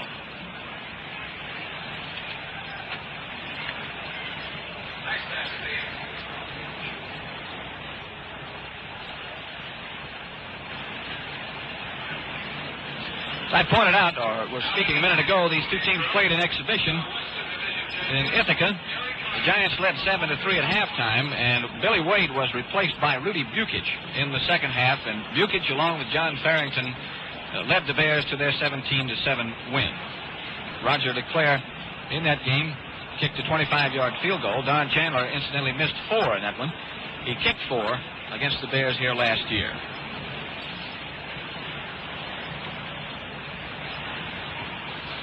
We'll be back with more color in just a minute. What are the best years of life? The 20s, the 30s, the 40s? Well, every decade has its rewards. But don't be too sure the best years aren't ahead for you. For life can bloom after 50 for the man and woman who plan ahead. So many couples are doing so today with growth dollars. Dollars planted in an insured savings and loan association where they earn excellent returns year after year after year. Whether or not you retire early and whether or not you have a pension to fall back on, a reserve of savings can take off the pressure after 50, give you peace of mind, the means for recreation, hobbies, the cultural interest you haven't had time to enjoy before. Make the most of your peak earning years. Put something aside regularly at your nearby Insured Savings and Loan Association. You can have one or more family savings accounts, each insured by a United States government agency. The first half of the Pro Championship football game has been a presentation of the Savings and Loan Foundation. It was brought to you with the best wishes of America's Insured Savings and Loan Associations. For a happier new year, open a savings account at your nearby Insured Savings and Loan Association, where your dollars work harder and grow bigger.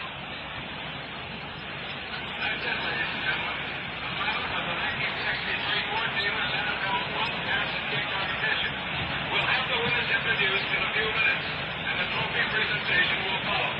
A portrait of the winners will be placed in the youth hall of fame. Another round of applause for these fine kids, ladies and gentlemen.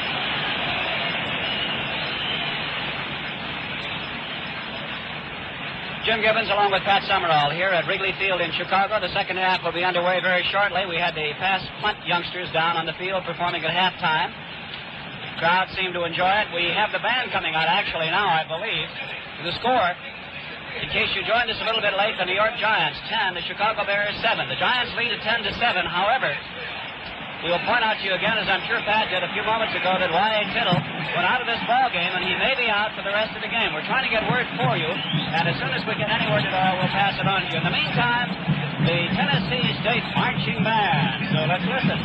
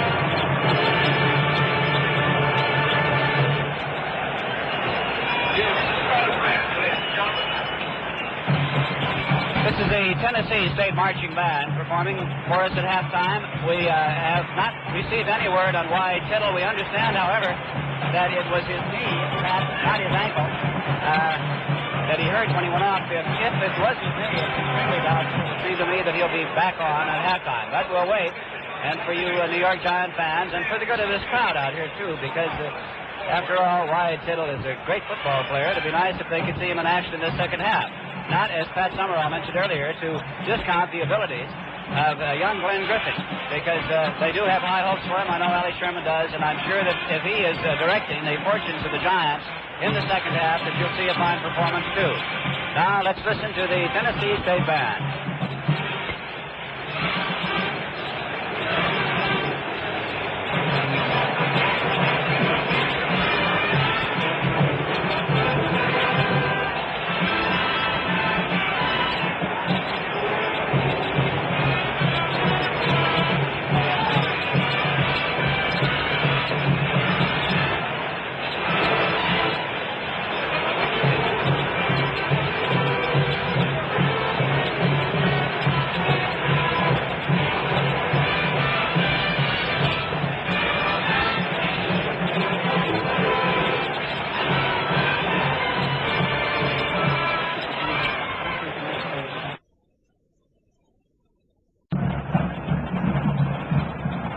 Official statistics here of the first half.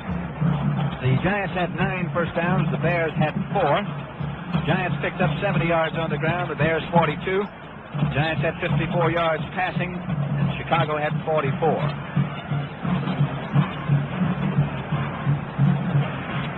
To speculate just a little, Jim, as to who might be the quarterback if anything happened to Glenn Griffin. He is the only other quarterback on the roster.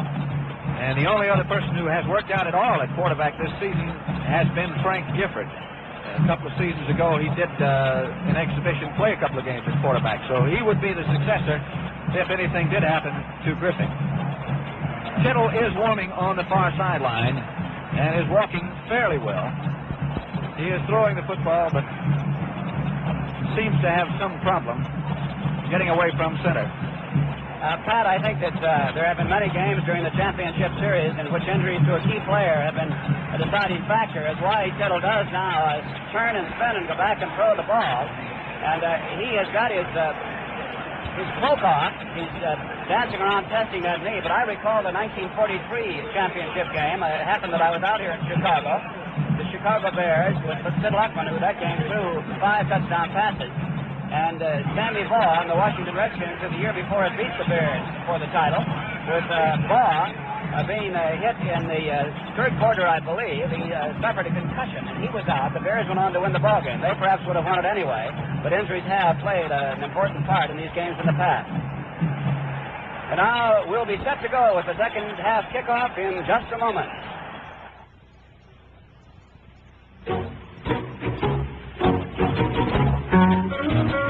Start with mild tobaccos, Golden Virginia Bright. Add the flavor of rich, brisk burleys. A touch of fragrant Turkish. Blend them in Marlboro's famous Richmond, Virginia recipe. Now light up. You're in Marlboro country. Marlboro gives you a man's world of flavor in a filter cigarette. The exclusive Select Trade filter delivers that flavor so it's mild, but never meat. Flavor you can settle back with. You get a lot to like with a Marlboro filter, flavor, pack or box. Come to where the flavor is. Marlboro country. At Wrigley Field, we are still awaiting the second half kickoff, which is only moments away. The score is New York 10 and the Chicago Bears 7. The injury to Y.A. Tittle, of concern to everyone in the ballpark, particularly the Giant fans and to the New York Giants themselves, is to his left knee. He has been warming up on the far sideline. Giants will receive the kickoff, so we'll get a look very shortly as to whether or not he will be able to play in the second half or not.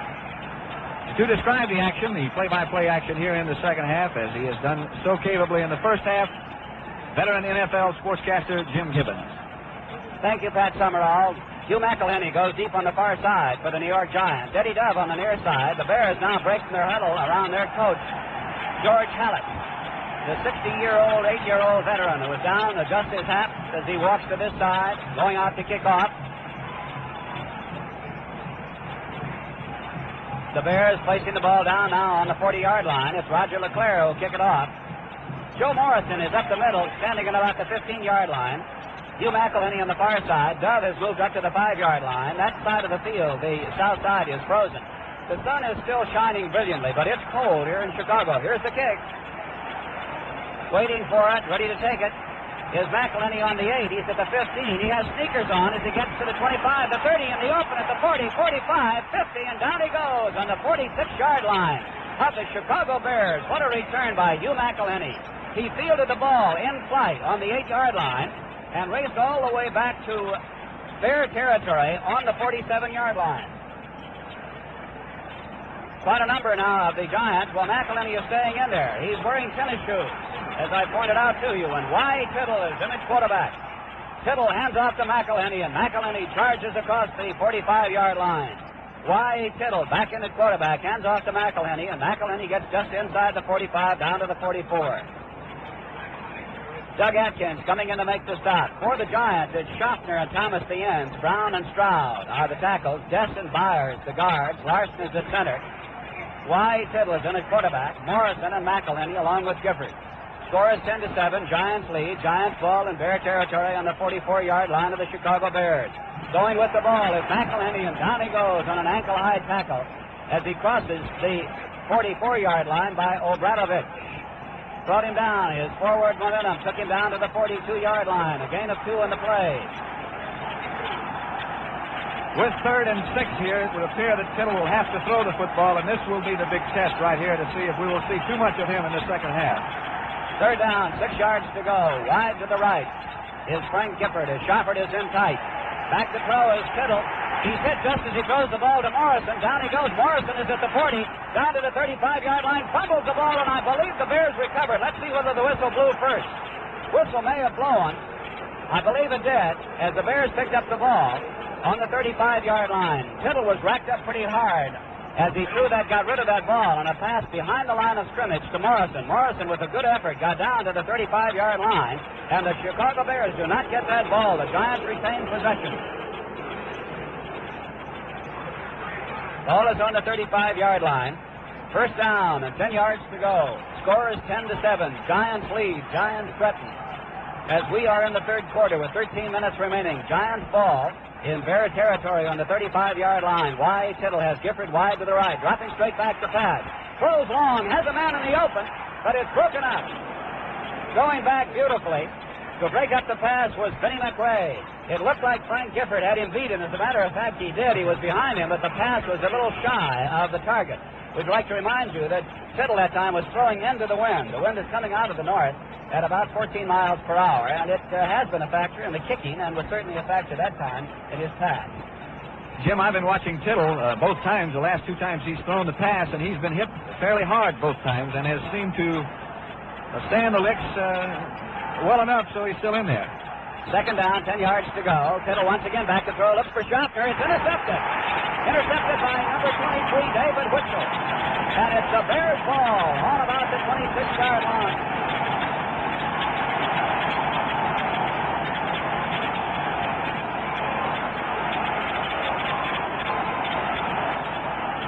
Dave Whitchell took the pass intended for Del Schaffner, and it's the Bears' ball on their own 26.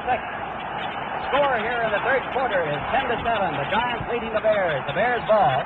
Billy Wade in at quarterback. We'll check that offensive lineup in a second. The screen pass for Marconi. Marconi's at the 30, 35, gets to 40, still on his feet at the 45, and down he goes at the 45.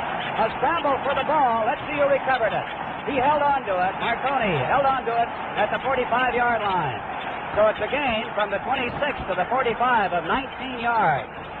Brought down by Mickey Walker and Dick Modzelewski, or rather Sam Huff, number 70 in Modzelewski, bringing him down on the 45. Listen to this crowd.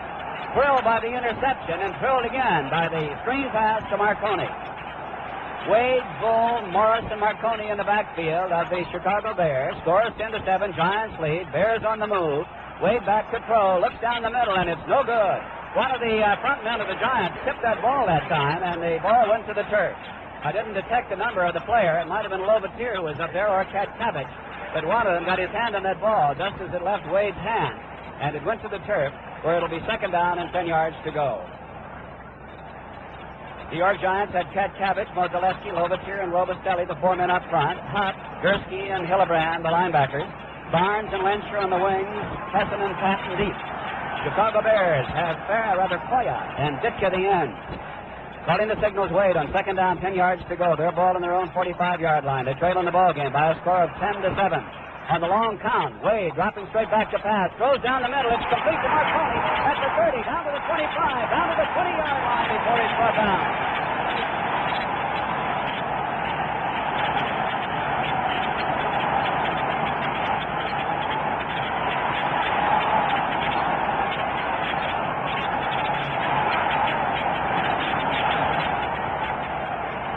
Chicago Bears pick up 34 yards on the play from their own 45 down to the New York Giants 21-yard line as they've gone into an all-out pressing pass attack. They had a five-man pass pattern that time. The ball going to Marconi down on the 21-yard line. First and 10 for the Bears deep in Giant territory. Score is 10-7. Giants lead. The Bears threaten. Billy Wade once again dropping back the pass. Throws for Marconi. Marconi can't get to the ball. A well-designed play, Pat Summerall, but Marconi couldn't reach that ball. I would imagine at halftime, Jim, that the Bears have set their offensive patterns. They have figured out what the Giant defensive rhythm is, and they have figured the situation so that Wade can throw to Marconi when he is covered by a linebacker. Marconi has good speed, and the Giant linebackers, of course, will be running backwards and difficult to cover a man out of the backfield. And you can hear the tremendous enthusiasm of the Bear crowd. I think it was Bill George, Pat, who said that the hometown crowd here meant points to the Bears, and you can feel that vibration in the stands. Out of the huddle come the Bears on second down, 10 yards to go on the Giants' 21-yard line. On the long count, as Bill Wade is obviously checking off, goes back, throws a pass, and it is no good, broken up beautifully. It was Patton, I believe, number 20 it was, who broke up that pass. He saved a touchdown, sure. Intended for Koya. Koya was in the end zone, and Patton made a great recovery to go in and knock it out of his hands. So it'll be third down, 10 yards to go. The score is 10-7. The Giants leading the Bears, and the Bears are down on the 21-yard line with third down. If they don't pick up the first down with a pretty good field goal kicker and the person, Roger LeClaire, and the wind behind them, they might try to tie up this ball game. The ball is on the 21-yard line. Koya goes wide to the left. Morris comes wide on the flanker to the right. The running backs are Marconi and Bull. Bill Wade calling the signals. He's got Marconi to the right of him as he drops straight back in the pocket. Looks downfield, throws, and it's no good. Intended for Johnny Morris. In and out of his hands, and Roger LeClaire comes into the ball game to try a field goal.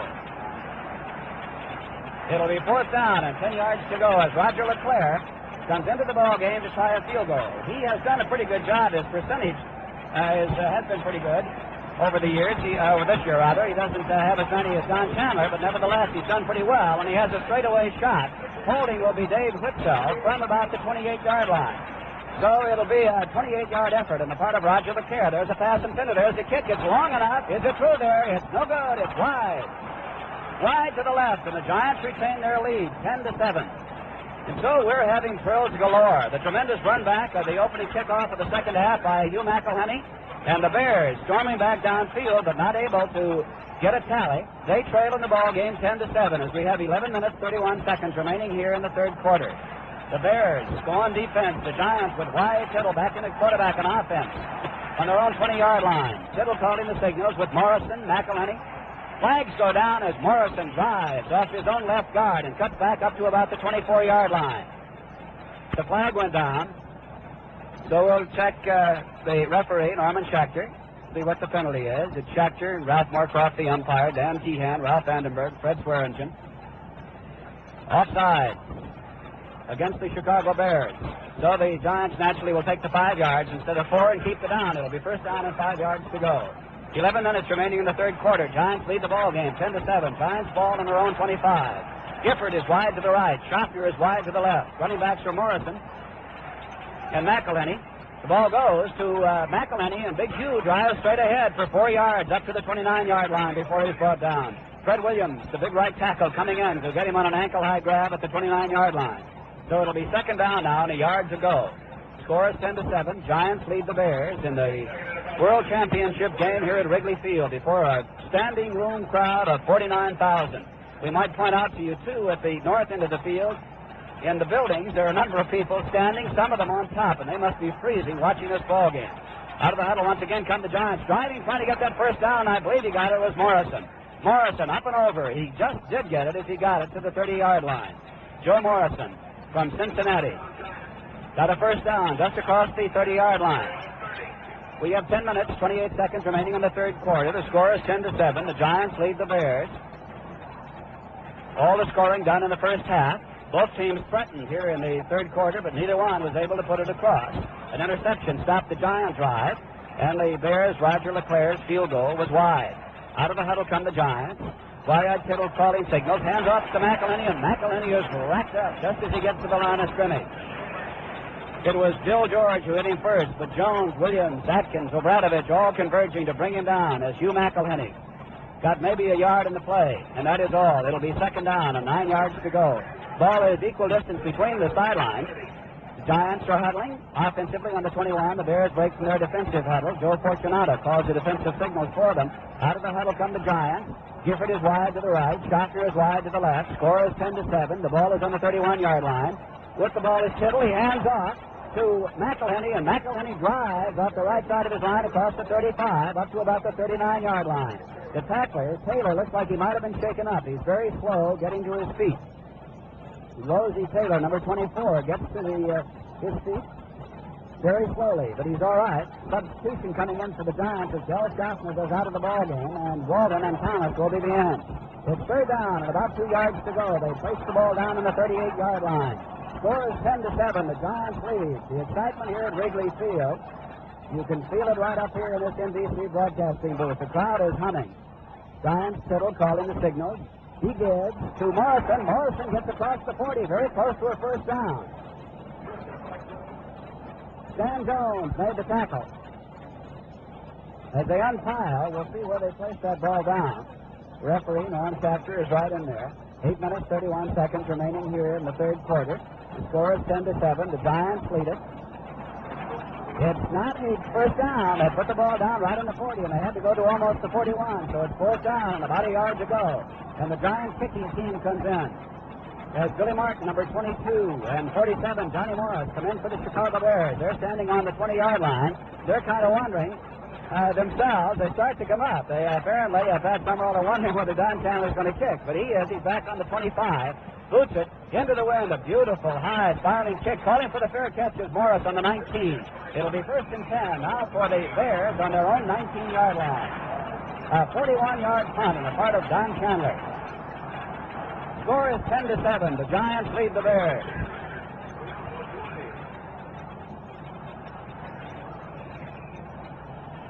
There's timeout on the field with the score. The Giants 10, the Bears 7. It takes just a second. A match and a Marlboro. And you're in Marlboro country.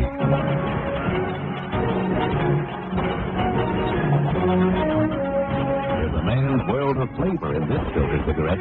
Richer flavor from the richer breed of tobaccos in Marlboro's famous Richmond recipe. The exclusive Select Trade filter brings it to you the way you like it. Flavor smooth but full of spirit. For a man's world of flavor, settle back in Marlboro country. You get a lot to like with a Marlboro. Filter flavor pack or box. Marlboro.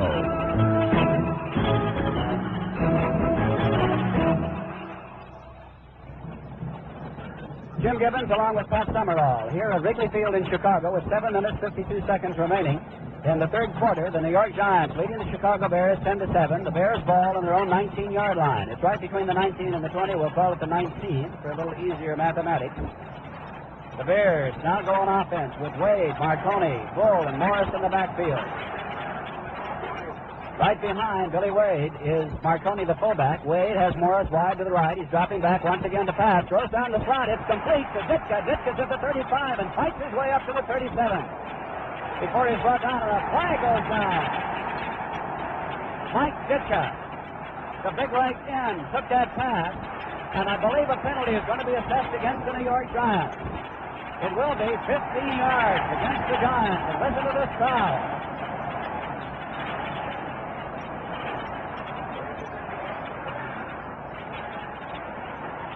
Personal foul charged against Darius Barnes. Moves the ball up to the 49-yard line. It's first and 10 now for the Bears on their own 49. Score is 10-7. 7 minutes remaining here in the third quarter. The Giants leading the Bears. Morris is wide to the right. Coy is wide to the left. Marconi and Bull back. Once again, it's way back to throw. Bean Rice throws a little screen to Ronnie Bull, and Bull is going to be hit. He is back in the 40, bounces away. Still on his feet at the 45, and down he goes. The little screen pass behind the line of scrimmage, and Ronnie Bull, who was at the 45, was hit and spun around. He came back to the 40 and then tried to go upfield and got back up to the 44, and that was it.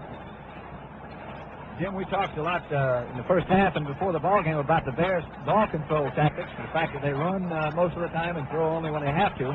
Interesting to me is the fact that they have run only 2 rushing plays here in the second half. Everything else has been the pass. That's right, Pat. They've had almost an all-out passing attack from the outset each time they've had the ball. They've got Coyle wide to the left, Morris wide to the right, and again, Wade is taking to the air, looking downfield, throws. It's complete to Morris, and Morris is hit on the 45 and driven way back to midfield by Eric Barnes, and the crowd is booing.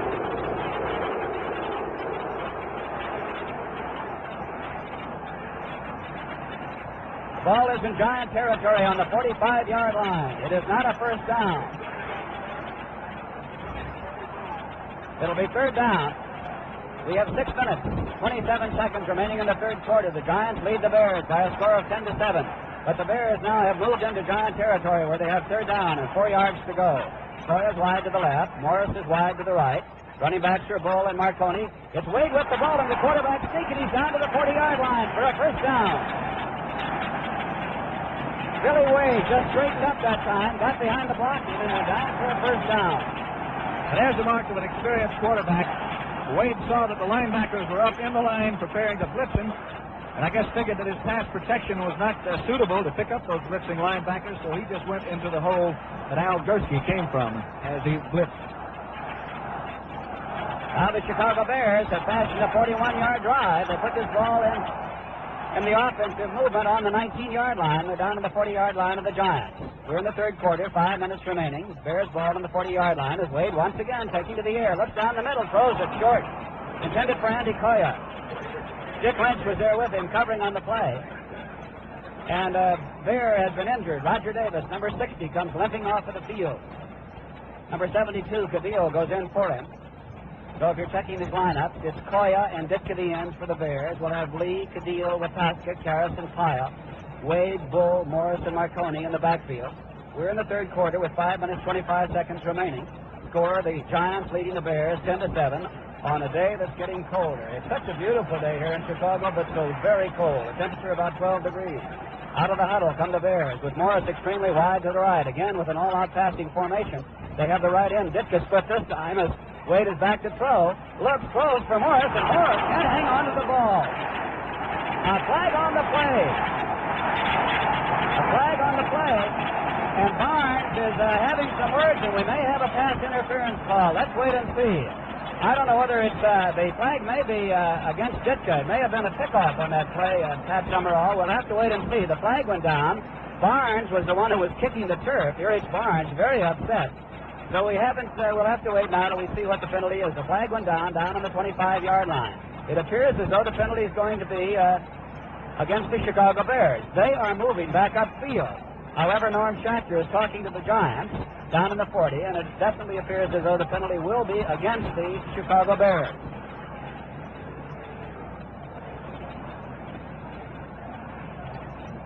Possibly a pickoff play with the penalty apparently assessed against Mike Ditka. Robistelli making the decision, and that's what it was. Pass interference, offensive interference against the Chicago Bears. Moves the ball all the way back to the 45-yard line of the Bears. So to set the scene for you, it'll be third down rather, and about 25 yards to go. With 5 minutes remaining here in the third quarter, the Giants lead the ball game by a score of 10-7. Bears ball on their own 45-yard line. Wade once again back to throw. He throws long this time, intended for Ditka, no good, over his head. Tessinen covering on the play, and Mike Ditka slides on the ice on the far side of the field as he goes out of bounds. The field itself has been kept completely dry throughout all the sub-zero temperature and the snow that they've had out here, but on the sidelines there are patches of ice, and when the players and sometimes the officials go out there, they slide as they go down. The ball is on the 45-yard line. It'll be third down. The score, I believe I told you third down a moment ago, and it was second down because of the penalty. They do not lose a down on offensive interference. At one time, Pat Summerall, they did. 2 years ago, they changed that rule. So they did not lose the down. It's third down now and 25 yards to go. The score is 10-7. The Giants leading the Bears with 5 minutes remaining here in the third quarter. I was talking to Joe Kuharich about that very rule last night. He said a few years ago they did lose the down, but now they do not. Just the penalty. Back to pass once again is Wade. Robistelli is rushing him. He has it. Drops him. Back on about the 36-yard line. Andy Robistelli.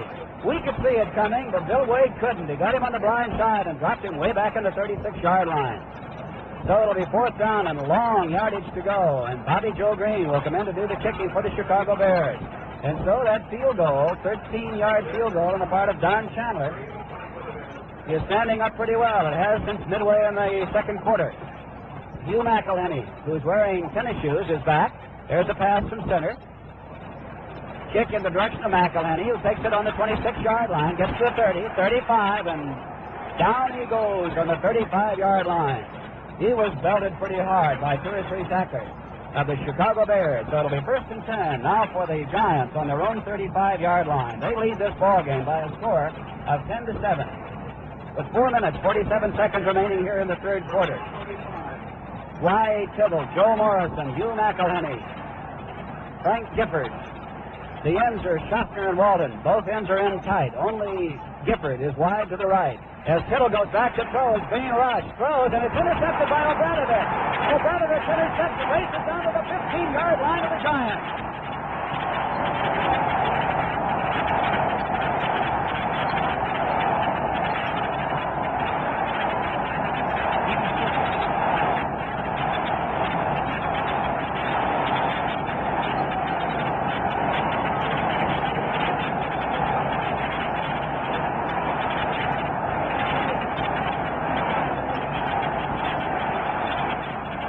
Obradovich intercepted that pass and raced it down to the 14-yard line. And, Jim, you know that the Bears have been schooled all in their preparations for this game to watch out for the screen pass, and they have picked off two of them. That one by Obradovich, the early one by Larry Morris. Bears ball down on the 14-yard line. Bill Wade caught in the signal. Score here is 10-7. Giants lead, but the Bears threaten now with Wade passing in the end zone. It's no good.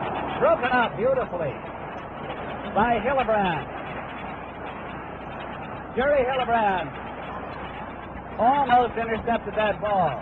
He got his hands on it, but he couldn't hang on to it. The ball is intended, I believe, for Marconi. So it'll be second down, 10 yards to go. Ball is down on the 14-yard line of the New York Giants. Put there by Big Ed Obradovich, number 87, who intercepted.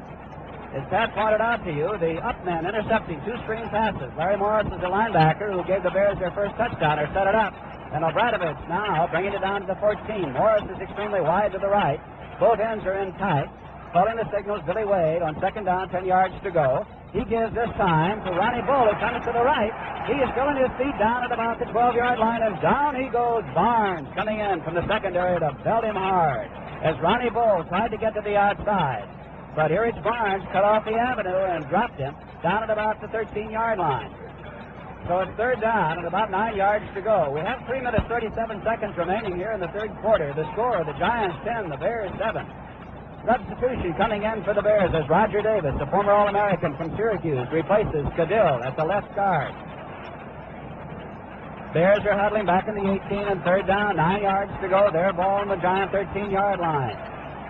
John Farrington, who's in at left end, goes extremely wide to the left. Morris is wide to the right. Calling the signals, Billy Wade, with Marconi right behind him. Wade throws a pass complete inside the 5 to Ditka. He's down on the goal line.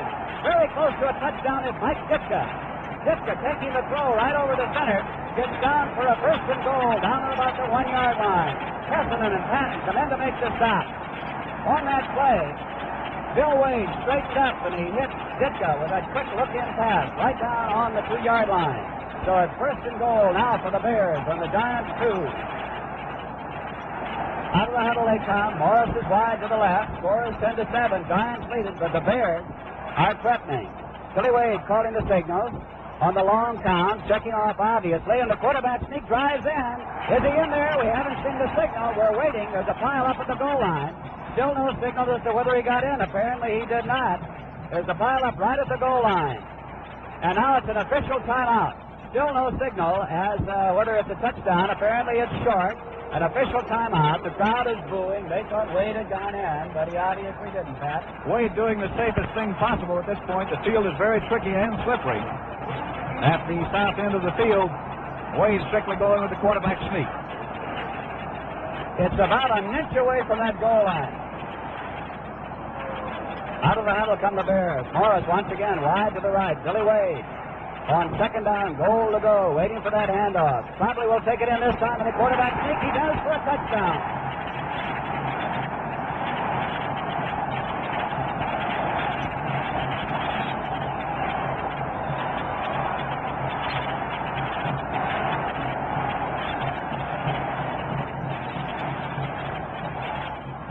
Billy Wade on the very same play went right over for the score, and the Chicago Bears take the lead with 2 minutes, 12 seconds remaining.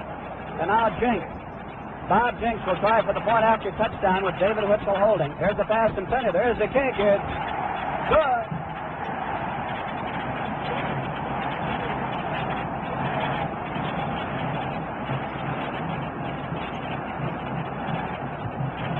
There's time out of the field with the score. The Bears 14, the Giants 10.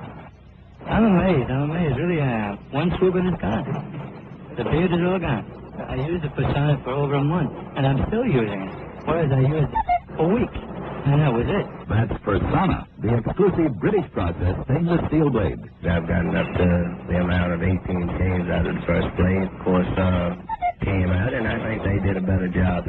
But I still think the Persona blade is much more superior to either one of them. Every edge uncommonly sharp, individually wrapped to keep them that way.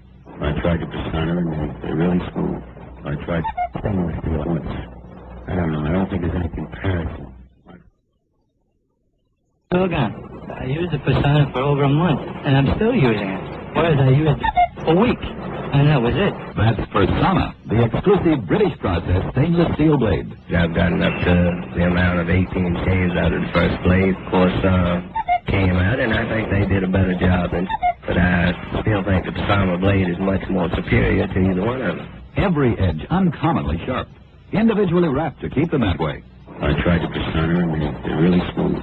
I tried stainless steel once. I don't know. I don't think there's any comparison. My first blade gave me 40 shaves. Better than average? Sure. But if Persona doesn't give you more luxury shaves, more comfort than any other stainless blade, return the unused blades to Box 500, Staunton, Virginia, and we'll buy you a pack of, or whatever blade you think is better. Jim Gibbons along with Pat Summerall. We have a minute 50 seconds remaining here in the third quarter as Roger LeClaire gets set to kick off. Eddie Dove on this side. Hugh McElhinney on the far side. Joe Morrison standing in about the 15-yard line. Dove and McElhinney are down in the 5. Referee Norm Schachter getting all set to kick off. Here it is. Good high kick down the middle. Waiting for it is Dove. Takes it on the 5. He's at the 10, the 15, to the 20, to the 25. Still on his feet at the 30. But down he goes on the 31-yard line. Ridden hard to the ground by Larry Glick. Larry Glick, number 43, along with Vinnie McRae, bringing him down on the 31-yard line.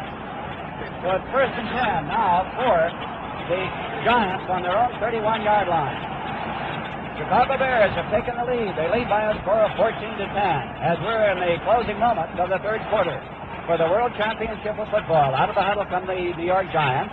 Wide Tittle at quarterback. He hands off to McElhinney. McElhinney gets to the line of scrimmage, and that is all. He tries to go off the right side of his line, the left side of the Bear line, and they converge to bring him down. And, Jim, that Bear defense is everything that they told us it was before we came here. In defense of Y.E. Tittle, the fact that he cannot plant his left leg and throw with the authority that he is used to certainly would have something to do with the fact that he's had 2 interceptions here in the second half. Out of the huddle once again, the Giants on second down, 10 yards to go. Tittle hands off to Morrison. Morrison finds a hole. He's at the 40, 45, and up the midfield down to the 49-yard line, and he almost went the distance. Only Rosie Taylor could get him. He got him around the ankles as Joe Morrison displayed a great deal of speed as he burst into the open and almost went all the way. He got to the 49-yard line of the Bears. A good gain from the 31 of the Giants to the 49 of the Bears of 20 yards. Beautiful call on the part of Y.E. Tittle as the Bears had the rush on that time, and he handed off to Morrison, who found the hole. Tittle once again back to throw. Throws long for Thomas, and it's broken up by Pettibone. Richie Pettibone came in and almost intercepted. And Pat, once again, this Bear defense in the secondary is pretty much all we heard about it, too. It certainly has been tremendous this afternoon. The defense has actually set up both of the Bear touchdowns. That time it appeared that Pettibone had picked that one off, but I think, again, the sun was a factor in that this particular end of the field is bright sun right in your face. Third quarter is almost over. We have about 12 seconds. The Bears lead the Giants 14-10. It's the Giants' ball in Bear territory on the 49-yard line. Second down, 10 yards to go. Quoting the signals by Tittle, who was injured early in the ball game, but he's been in there throughout this second half. Tittle once again back to throw. Looks downfield, throws long for Gifford. Gifford is tripped up, and they're not going to call it a penalty. We thought for a minute it might be. Gifford looked up, but apparently they tripped up over each other, he and the defender, as they went for the ball. The official came in as though he were going to throw the flag. Then he shook his head and said no. He was right down to the play. So he figured they tripped over each other going for that ball, and Gifford went for the turf. It'll be third down, 10 yards to go. The ball on the 49-yard line of the Chicago Bears. Alec Webster is committed fullback for the Giants. Giants ball. They trail in the ball game by a score of 14-10. Out of the huddle they come. Listen to this crowd as Frank Gifford goes wide to the right. Webster and McElhinney are the running backs. Tittle back to throw. Standing in the 40, being right. Goes down the middle. No good. Del Schachter, the intended receiver. The defender was David Whitson. 3 seconds remaining. The unofficial time indicated on the scoreboard clock. So it'll be fourth down. And the Giants send in their kicker and listen to the crowd. Jim, I can't recall that Del Schaffner has caught a pass this afternoon, and I think we should certainly give a lot of credit to Dave Witzel. He has done an outstanding job on Del Schaffner, who caught 62 during the season. That's correct, Pat. I can't remember either. Here's Don Chandler, ready to boot. A pretty fair kick, but not one of Chandler's best. Taken on the 18-yard line, and down he goes in the 19, Morris. And that is the end of the third quarter.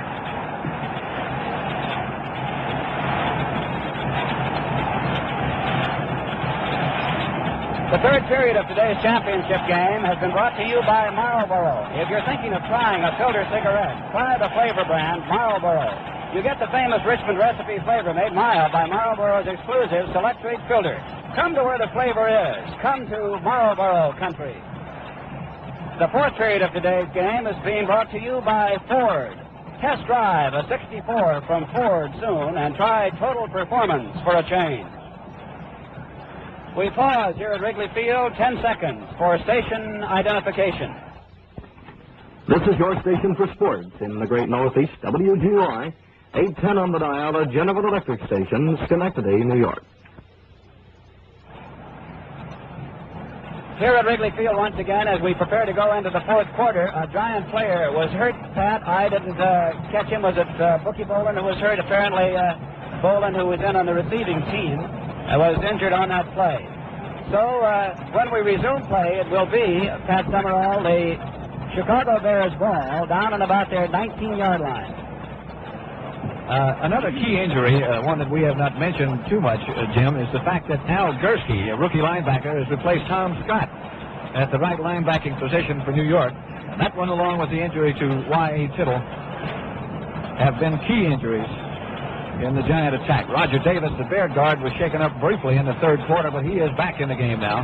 The Bears have it first and 10 at their own 18, and now I would assume that the Bears will be trying to exercise their ball control game at best. Don't forget, folks, to listen to NBC Radio's holiday football schedule on New Year's Day. This Wednesday, January the 1st, it's the Sugar Bowl from New Orleans at 1:45 p.m. Eastern Standard Time, followed by the Rose Bowl at 4:45 p.m. from Pasadena, California. Both games aired exclusively on NBC Radio. As we get set for the fourth quarter here at Wrigley Field, the Bears lead the New York Giants 14-10. As Bookie Bowen, the regular right offensive guard for New York, is helped from the field. He no doubt will be replaced by Kenny Byers, the second-year man from Cincinnati. And it's up to the Giant defense at this point to stop the ball control tactics of the Chicago Bears. Wade has run very little here in the second half. 4 rushing plays. My records are correct. The rest have been passes. But from now on, I think we'll be safe in assuming that it will be ball control for Chicago. Chicago Bears out of the huddle on their 10-yard line. Angie Koya is in at the left end in place of Farrington. Koya comes wide to the left. Morris goes wide to the right. Shouting the signals, Bill Wade is quarterback all the way for the Bears. They lead it 14-10. Driving up the middle with the ball and trying to go is Ronnie Bull. Bull gets only about a yard or two. Dick Modulewski from the University of Maryland, the 11-year veteran in the National Football League, brought him down. Dick has been one of the stalwarts in the defensive unit of the New York Giants for a good number of years. He's played very well for them. Ball is on the 21-yard line. Make it second down, 8 yards to go. 14 minutes, 33 seconds remaining here in the ball game for the World Championship of Football between the New York Giants and the Chicago Bears, with the Bears leading by a score of 14-10. Koya once again spread to the left. Morris to the right as Wade drops straight back to pass. Looks down the middle, throws, almost intercepted by Patton. Patton got one hand on it. The pass was too low for Patton. Actually, in that particular instance, it was very fortunate for Bill Wade that he threw a bad pass. And Jim, I was looking at George Hallis, and he put both hands over his head when Wade went back to pass. And he wouldn't look when he saw that Patton was in position to intercept. He just turned his back. Ball is on the 21-yard line of the Chicago Bears. They lead this ball game by a score of 14-10. It's third down, 8 yards to go as we're in the fourth quarter. Out of the huddle once again, and a big down for the Bears and a big one for the New York Giants. The Giants want possession of that football. The Bears want a first down, so they can retain it. Once again, it's Wade back to pass. Looks, throws, and it is no good. intended for Ditka, and Bill Wade is taking all kinds of chances here in this ball game, passing in his own end zone with a 4-point lead. It's 4th down. It'll be 4th down and 8 yards to go, and the Chicago Bears will send in Bobby Joe Green to do their punting as the New York Giants send in Hugh McElhenney and Eddie Goff to receive. They're standing right down here in front of us on the 40-yard line as we have 14 minutes, 13 seconds remaining in the ball game. Green is standing back in the 5-yard line where the footing isn't too secure, his own, as he waits for that pass from center, gets it, boots it, and end over again kick that's low and not particularly long, but it has good momentum as it goes into Giant territory inside the 40-yard line down to the 39. That ball got good momentum as it hit on about the midfield stripe and spun its way all down to all the way down to the 39-yard line of the Giants. So it'll be 1st and 10 now for the Giants on their own 39-yard line. A 41-yard kick on the part of Bobby Joe Green. Y.A. Tittle along with McElhenney, Morrison, and Gifford in the backfield. As the ball goes to Morrison, Morrison gets away from tacklers at the 40 and fights his way up to about the 45. He was belted hard by Rosie Taylor. Actually, Taylor carried him for a yard or two toward the Bear goal line as he peeled back to make the tackle when it appeared as though Morrison was going to twist out of the grasp of one of the Bear tacklers. But he hit him hard. The Bears have Obradovich, Jones, Atkins, and Johnson now in at the front as Fred Williams is out of the ball game. It's 2nd down and about 4 yards to go for the Giants on their own 45. Calling the signals is Y.A. Tittle with Gifford wide to the right. He gives the ball to Morrison. Morrison fumbled. Bears recover.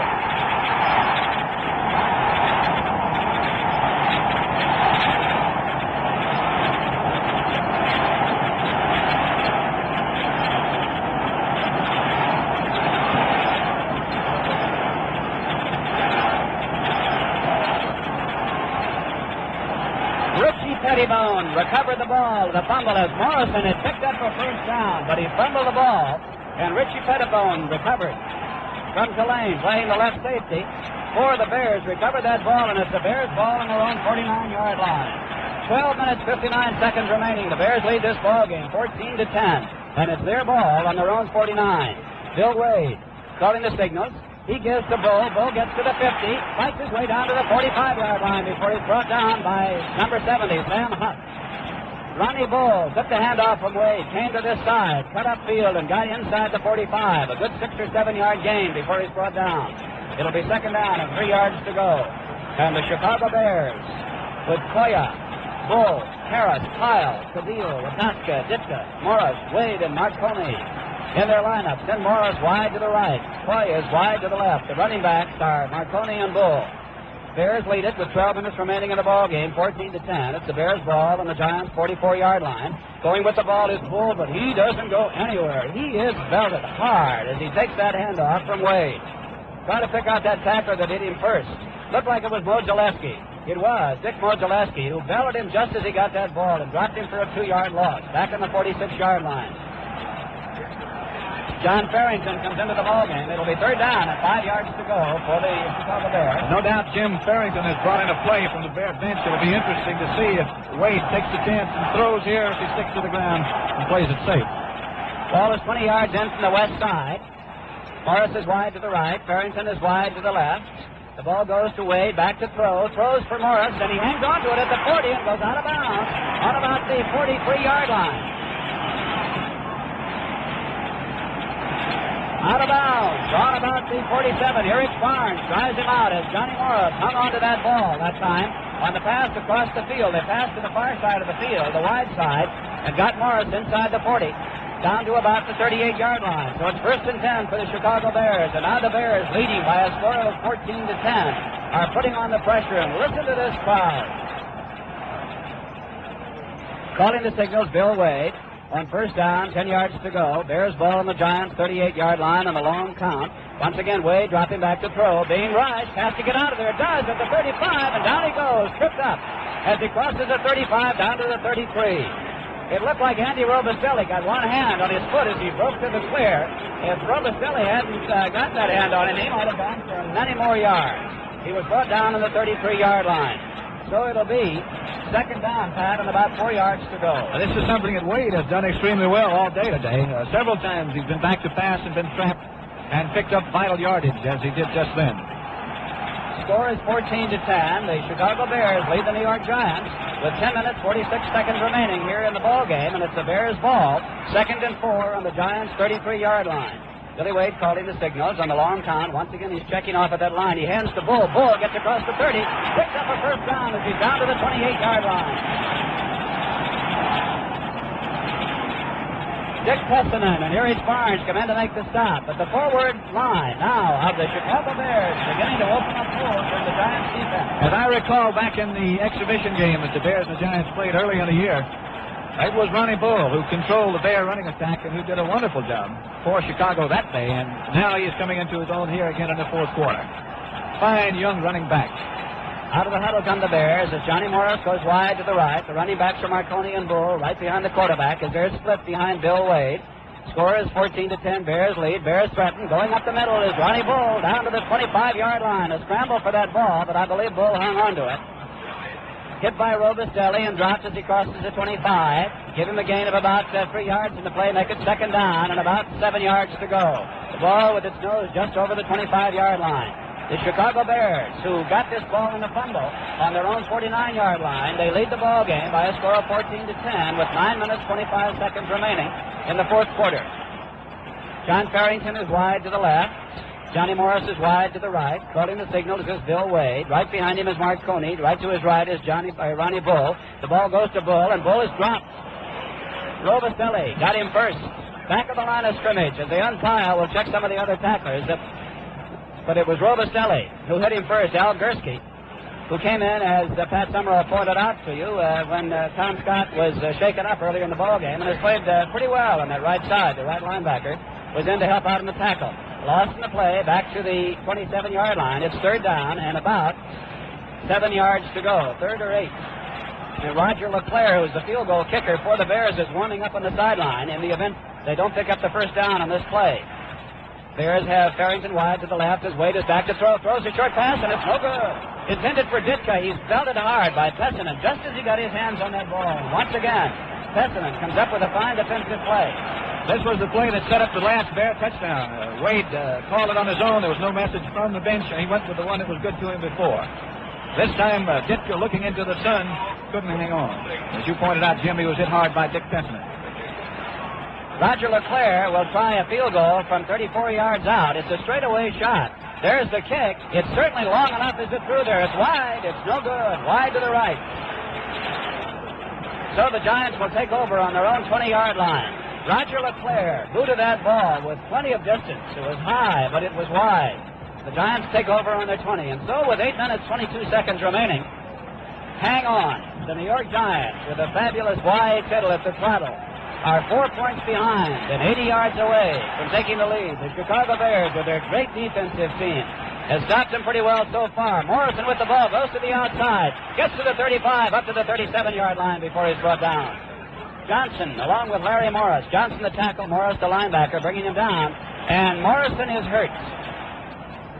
Morrison is injured on the play and is very slow getting to his feet. He's going out of the ball game, and it looks like Ellie Webster will come in, number 29. Gain of 7 yards on the play. It's 2nd down, 3 yards to go. 7 minutes, 53 seconds remaining in the ball game. Bears lead it 14-10. Giants ball on their own 27. The ball goes to McElhenney, who gets the first down, I believe, very close to it, right at the 30. With Alec Webster, number 29, not 39. You might confuse those numbers a little bit because McElhenney has 39, Webster 29. They're both in that backfield. It's a first down for the Giants at the 30-yard line. And there's an official timeout. Now he's pointing to the Chicago Bears. Apparently it's an official timeout for some discussion. Bears' defensive unit is huddling for the moment.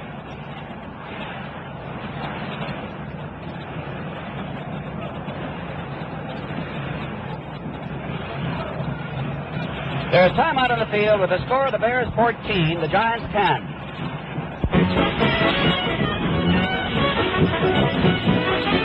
Blasting out over the Chicago scene is Bill Reinhardt's Jazz Limited Group with Sweet Georgia Brown. And Dave Garroway here speaking for your Ford dealers on the Total Performance 64s from Ford. A case in point is the solid, silent Super Torque Ford. It's solid, yes, hundreds of pounds stronger and smoother and steadier than anything in its class.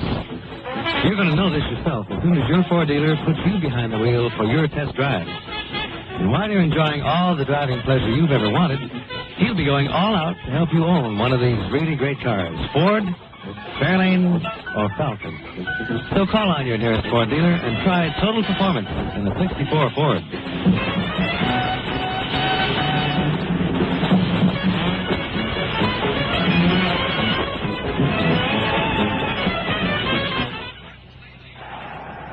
Jim Gibbons along with Pat Summerall. The score, the Bears 14, the Giants 10. The Giants fall on their own 30-yard line with 7 minutes, 12 seconds remaining in the ball game. Y. Tittle going back to pass, looks downfield, throws long, and it's over the head of the intended receiver. Del Schaffner, who had gotten behind both David Whitzel and Rosie Taylor, but the pass was over his head. He had run Morrison first on the off-tackle slant and then Webster on the off-tackle slant for the first down, and I had the feeling that he was setting something up, and this time he ran the play pass off the same running play fake and tried to hit Schaffner. Giants huddling back on the 27-yard line. The Bears deploy from their defensive huddle. Vinnie McRae coming over here as Frank Gifford now moves in close. McRae moves over with him defensively. Right behind Tittle. Tittle fumbles the ball. Let's see who recovers. I believe the Giants did on the 32-yard line. Y. Tittle recovered his own fumble. Ball bounced, and Y. Tittle is limping now noticeably as he goes back into the huddle. We'll point out again to those of you who may have joined us a little bit late that Y. Tittle was injured in the second quarter. He left the ball game as apparently he injured his left knee, but he came back in and he's quarterbacked the entire second half. The defense of both of these teams has been tremendous. They have set up all of the scores with the exception of the field goal. The defense has set up all of the scores so far.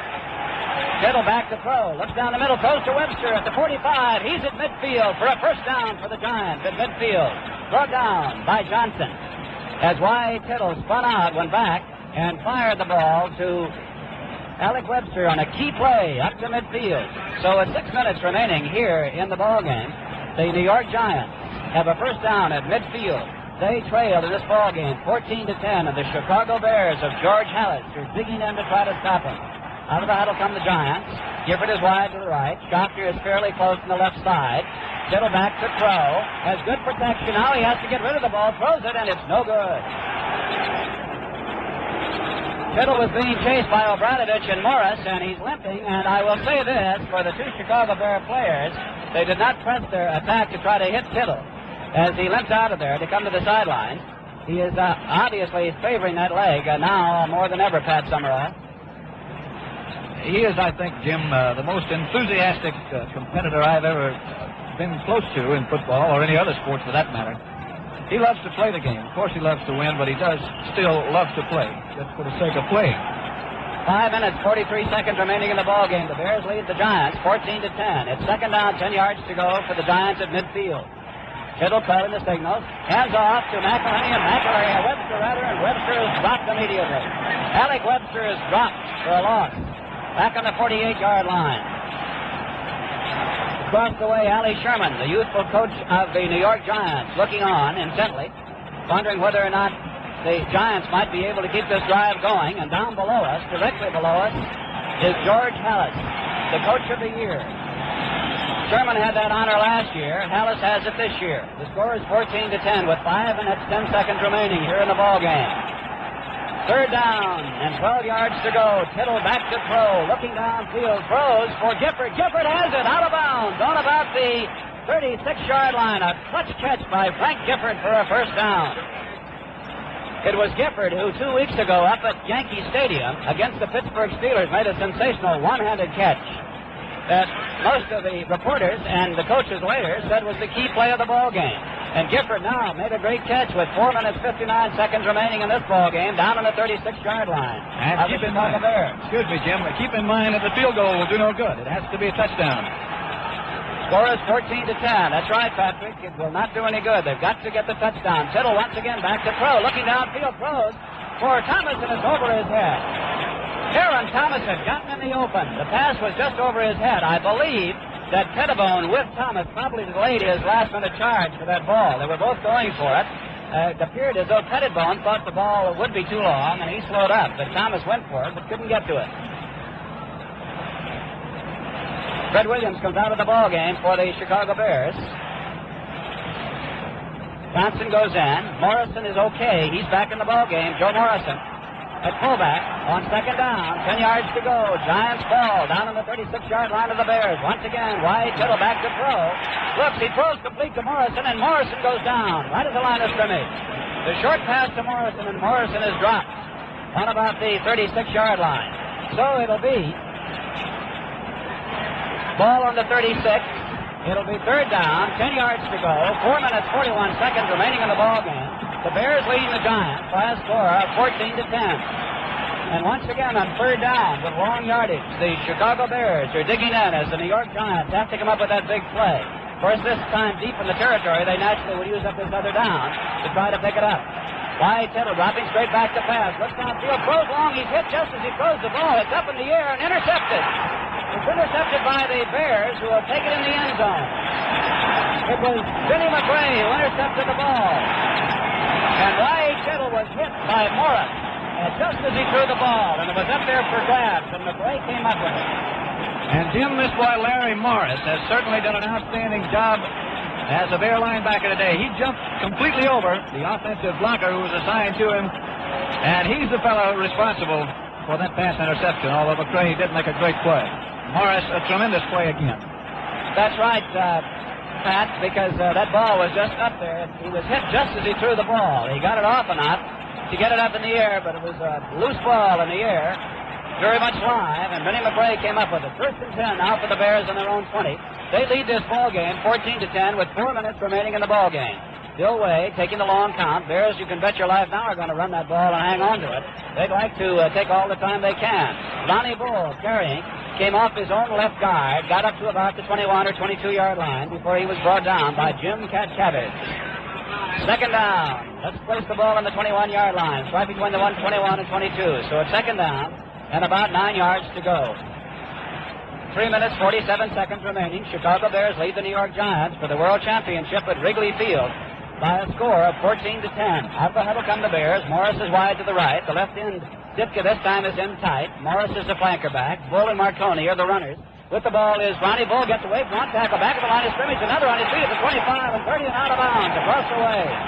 What a good carry for a first down by Ronnie Bull as he goes out of bounds on about the 33 or 34-yard line. We pause now 10 seconds for station identification. 810 on your radio dial, WGY, WGFN, Schenectady.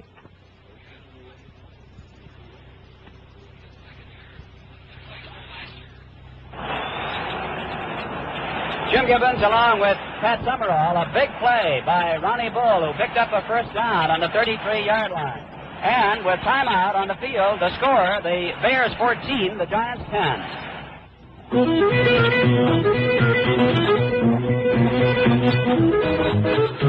I do, Dave Garroway, plus the upbeat tempos of Arthur Van Dam. And upbeat is the word for the Total Performance cars, now at your Ford dealers, you know. Take the 64 Falcon as a prime example. This year, it's the only completely changed compact featuring a rally-ready 260 V8, leading the list of 15 power teams and 17 models. And when you figure all the combinations of power teams and models and throw in the choices of colors and fabrics, you've got yourself several thousand different Falcons. But there's even more at your Ford dealers. They go under the name of Fairlanes and Super Torque Fords, and they go. Just tell your Ford dealer what you're looking for in total performance, and before you can say Ford has changed, he'll help you to pick out the Ford for 64 that suits your needs. Try total performance in a 64 Ford.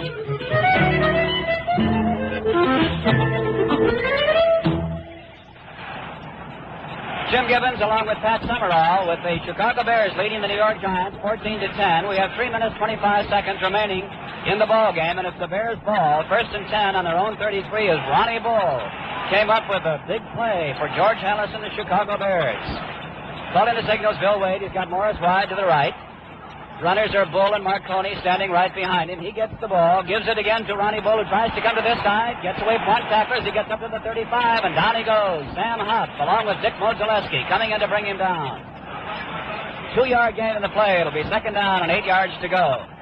And if the Chicago Bears should go on to win this ball game, they lead it now by 4 points. George Hallis will have won 6 world championships, which is one more than the Green Bay Packers. Going into today's contest, the Packers and the Bears were tied with 5 wins each for the leadership. But this game is far from being over. 2 minutes, 52 seconds remaining. The ball is on the 35-yard line of the Bears. Second down, 8 yards to go. The Giants' defense has been strong all day, holding. Breaking into the open is Bull as he gets to about the 39-yard line, and down he goes. Ronnie Bull, who took the ball, just stepped over the line and then turned with a burst of speed to go up to about the 39 or 40-yard line before Barnes and Cat Cabbage came in to make the stop. 2 minutes, 27 seconds remaining in the ball game. It's third down and about 3 yards to go, and this indeed is a big down for both ball teams. The Bears naturally would like to pick up this first down. If they do, then they've got just a little more than 2 minutes to kill. If they don't, they'll have to punt, and the Giants will have another crack at it. Giants are coming up with 1, 2, 3, 4, 5, 6, 7, and the whistle blows, and perhaps there is too much time. No, it's a 2-minute warning. 2-minute warning. There's just 2 minutes now remaining in the ball game.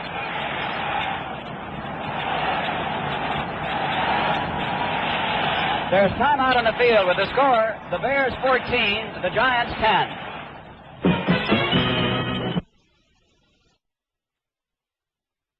There's time out on the field with the score, the Bears 14, the Giants 10.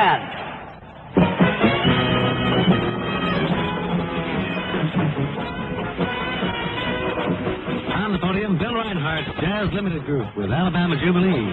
And for your Ford dealer, Dave Garraway here with some good words on the newest car to come this way in many a year. The solid, silent Super Torque Ford for 64. What makes it so new? Total performance does. That's a new kind of ride. Handling and steering is smooth and easy. It means the kind of ruggedness that lasts for years, and it means response that's always there every time. This new Super Torque Ford, along with the new Fairlane and Falcon, was built with the total performance knowledge gained by Ford from open competition.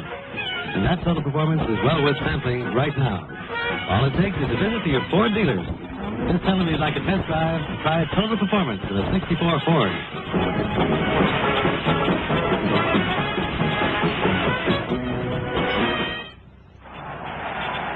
There are 2 minutes remaining in this ball game. It's third down, 3 yards to go for the Bears on their own 40.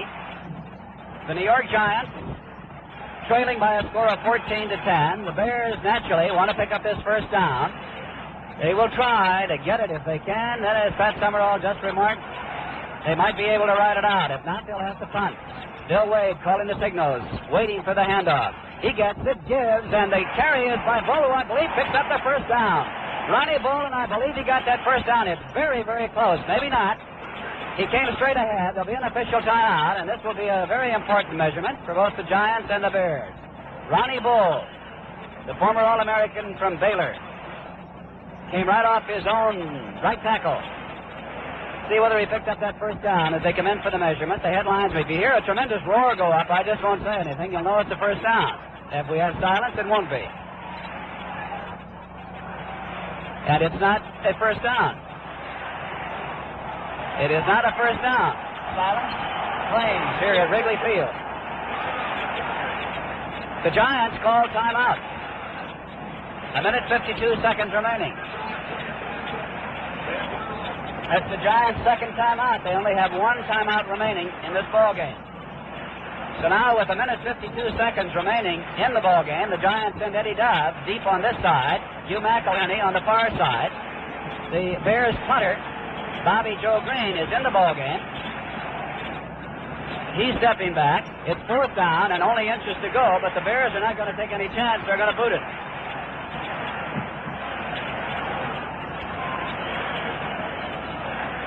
Bobby Joe Green standing back in the 29-yard line. High pass from center.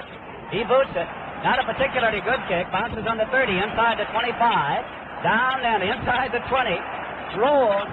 And is going to be down as the Bears are down there watching it roll dead on about the 17-yard line. That was not a very long kick. However, once again, it had the momentum and the overspin to take it down. The score is 14-10. The Chicago Bears lead the New York Giants by a score of 14-10 with 1 minute 40 seconds remaining. And it's the Giants' ball now on their own 16-yard line. The Giants, Jim, keep in mind, have only one timeout remaining. And they've got to score a touchdown to win this ball game. A field goal won't do them any good. Wide Tittle back to throw. Throws down the slot. It's complete. The ball carrier is Thomas, and Thomas is down on about the 26-yard line. Actually, he was up to about the 28. He tried to peel back to find running room, and the Chicago Bears dropped him on the 26. An official timeout for a measurement. Crowd is booing. They didn't like to see that stop. The clock stopped. However, Norm Schachter wanted to call for the measurement, and he called for it, stopping the clock with 1:24 remaining in the ball game between the Chicago Bears and the New York Giants, with the Bears leading by a score of 14-10. It's their first down. 1:24 remaining. The Giants have just one timeout remaining. They trail 14-10. Wide Tittle has Gifford wide to the right. Schachter is wide to the left. Morrison and McElhenney are right back of him. Gifford back to Crow, looking down the slot. Crow's complete to McElhenney. He is at the 35, trying to run to get out of bounds, and he can't do it. And he's dropped on the 34-yard line. Hugh McElhenney obviously wanted to find that sideline and find it quick. He wanted to stop the clock. Now the Giants call timeout. It's the last timeout for the Giants. Ball is on the 34-yard line, where it'll be second down and about 3 yards to go, Pat. Most pro teams, Jim, have a drill that they run at the end of the practices that is known as a 2-minute drill, and it's set up for such situation as we have right now. The Giants, out of timeout, will probably call 2 or 3 plays in the huddle this time, and will not go back into the huddle after each completed or incompleted pass. They will come right back to the line of scrimmage and attempt to run off as many plays, of course, as possible. Most of the passing attack will probably be directed at the sideline to stop the clock. Ball is on the 34-yard line. It's second down and about 3 yards to go. Wide Tittle dropping back to pass. Looks down, throws complete once again to McElhenney. McElhenney turns the corner and goes up to the 45-yard line. No timeouts remaining as McElhenney struggles to get away from the Bears to come to his feet. And the big British Chicago Bears are in no hurry to let him have that opportunity. But out of the huddle come the Giants. 44 seconds remaining. Tittle back to throw. Being rushed. Throws long for the sidelines. It's no good. Intended for Morrison. Tittle was belted hard as he let that ball go by Doug Atkins. The clock stops with 39 seconds remaining. The score is 14-10. What a finish to a ball game that's been a tremendous one here this afternoon. We have seen just about everything. Great defensive play. The touchdowns, both of the Chicago Bears, were set up by intercepted passes. One by Larry Morris, who raced 65 yards to set up their first score. The other by Obradovich. And the Giants' first touchdown was set up by a recovered fumble on the Bears' 41-yard line, as Tittle then took them 41 yards in for a score. Score is 14-10, as we have 39 seconds remaining. Giants ball, second down on the 45-yard line. Tittle back to throw, looks down the sideline, throws, and it's complete, but is it out of bounds? It was out of bounds to Gifford. Gifford caught it, but he was ruled out of bounds. He was right on the sideline, so we waited to see whether or not that was ruled out of bounds as he caught it. It was, and it's now third down. And 10 yards to go, 32 seconds remaining. The Giants trailing the Bears, 14-10. Jim, they used only 7 seconds with that pass out of bounds, but now the down becomes a factor. It's third down, and they've got to have a first down to continue the drive. Chicago Bears have 5 halfbacks in on defense, expecting the all-out passing attack. Tittle throws. It's complete to Gifford, and Gifford is belted immediately. But he breaks away from the tackler, Pettibone, who hit him hard. It was Vinnie McRae, not Pettibone, who hit him. McRae dropped him on the 40. Out of the huddle he comes, 17 seconds remaining. Tittle once again back to throw. Looking downfield, throws out of bounds. Intended for Gifford. And the out-of-bounds pass stops the clock. And the cagey Wyatt Tittle, with 10 seconds showing in the ballgame, is giving this crowd a tremendous thrill. The Bears lead the Giants by a score of 14-10. It'll be second down now for the Giants on the Bears' 40-yard line. Boy, Pat, this is taking it right down to the final second. You'd have to say that this is the biggest play of the year coming up, or possibly if it's an incomplete pass, they might get in too. But what a finish. He's got to go for the bomb here, Pat, unless he throws it down and out to the sideline. Right. He's got just 10 seconds remaining, and that is the unofficial time, incidentally.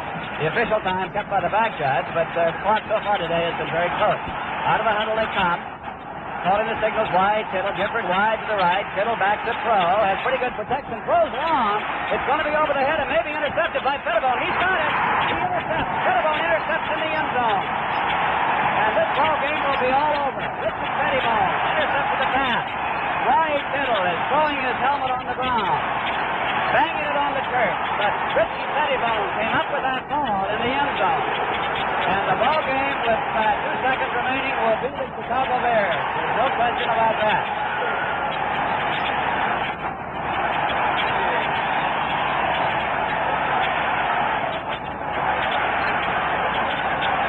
There's still 2 seconds showing, but this ball game is all over because the Bears will never run a play. They'll just run out that clock.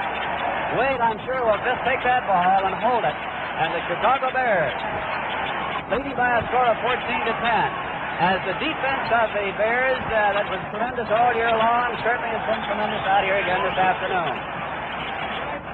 Y. Tittle throwing a long pass for Del Schaffner. The ball was way over his head. He figured if he couldn't reach Schaffner, then he would just have another opportunity to throw. But Pettibone intercepted in the end zone. Wade waiting for the handoff, counting off. He'll take it, just drives into the center of the line, and that's the end of the ball game.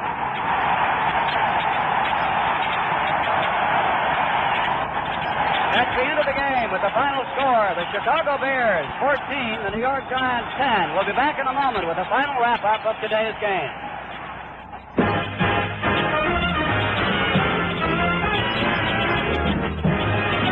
Oh, walk right in, sit right down, get yourself inside a Ford. Yes, walk right in, sit right down, try the all-new Ryder Ford. Oh, everybody's moving to the cars that are proven top performers on the road. So walk right in, sit right down, drive a 64 from Ford. This is the year of the test drive, the year for you to discover total performance firsthand behind the wheel of a 64 Falcon, Fairlane, or Super Talk Ford. See for yourself how Ford has changed at your Ford dealer. And walk right in, sit right down, drive a 64 from Ford.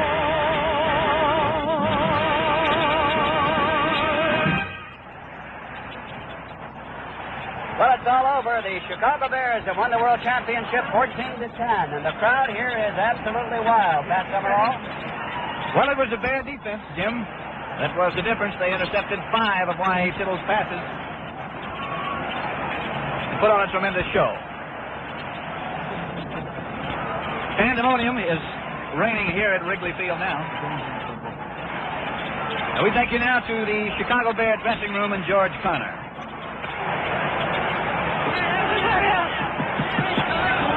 This is George Connor down at the Chicago Bear dressing room. Now, Coach Hallis. Coach Hallis. Coach Hallis. Here we'll talk to Big Doug Atkins. Get up here. There's Big Doug Atkins. I know that Larry Morris deserved his ball because he played a hell of a game, but we figured that being that we had a hell of a defense and a hell of an offensive team, and George Allen did such a good job with us all year that he deserves his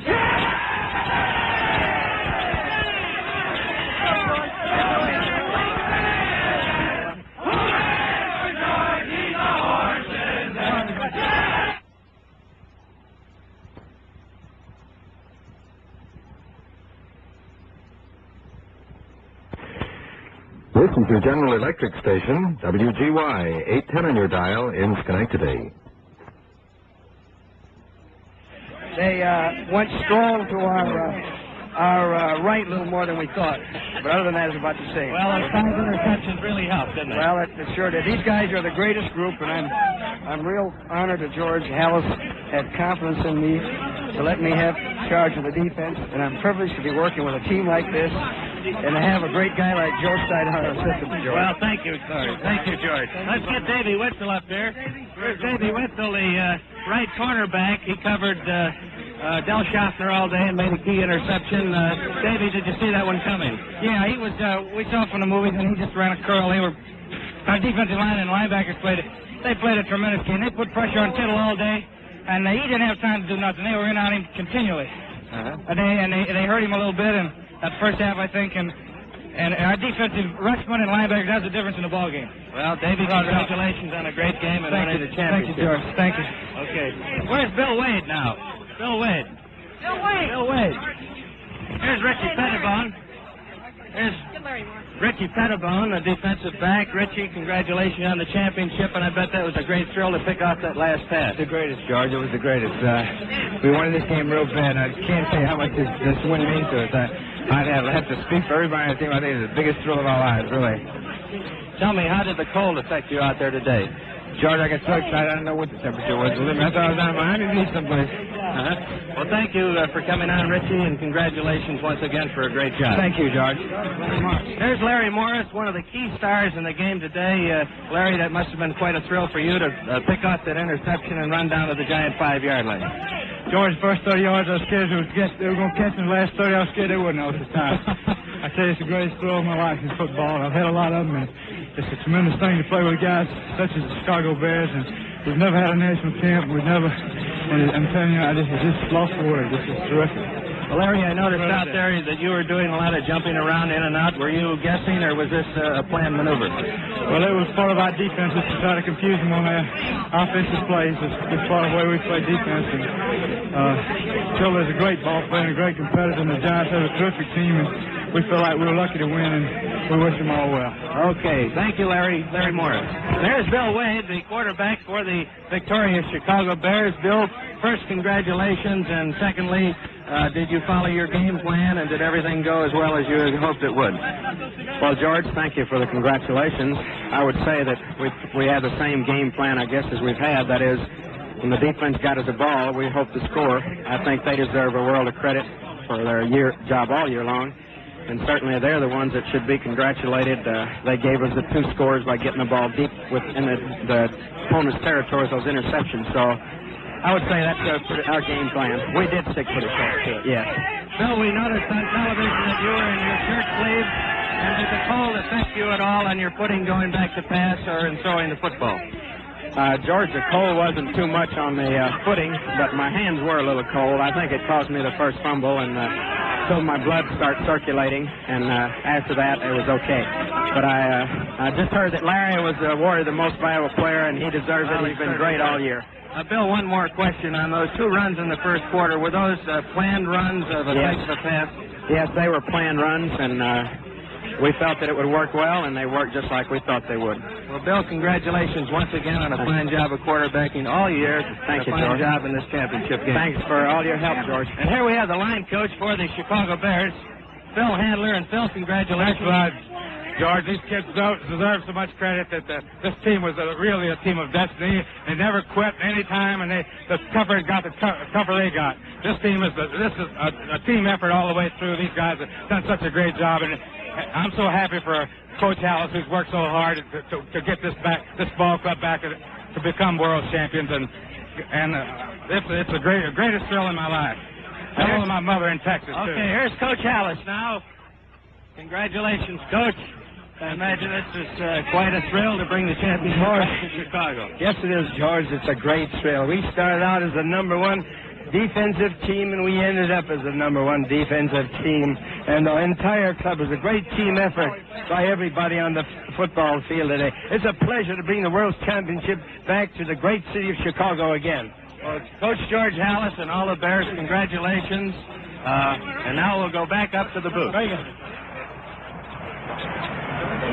The Chicago Bears from Wrigley Field are the new NFL champions, 14-10 over the New York Giants. A great defensive show by the Bears, who intercepted 5 passes of the New York Giants and who put on quite a performance this afternoon. Great credit should go to the fellow who was chosen the most valuable player in this game this afternoon, Larry Morris, the linebacker of the Bears, also to Dave Whistle, the right cornerback for Chicago, who did such a tremendous job on Del Shofner. Final score again, 14-10. The Bears over the New York Giants. The first half of today's Pro Championship football game was a presentation of the Savings and Loan Foundation. It was brought to you with the best wishes of America's Insured Savings and Loan Associations. For a happy new year, open a savings account at your nearby Insured Savings and Loan Association, where your dollars work harder and grow bigger. The third quarter was presented by Marlboro. If you're thinking of trying a filter cigarette, try the flavor brand, Marlboro. You get the famous Richmond recipe flavor, made mild by Marlboro's exclusive Select Rate filter. Come to where the flavor is. Come to Marlboro country. And the fourth quarter of today's game was brought to you by Ford. Test drive a '64 Ford soon and try total performance for a change. This is Pat Summerall speaking for Jim Gibbons, our producer Lynn Dillon, our engineer Dan Hozak, reminding you that once again the final score was Chicago 14, the New York Giants 10.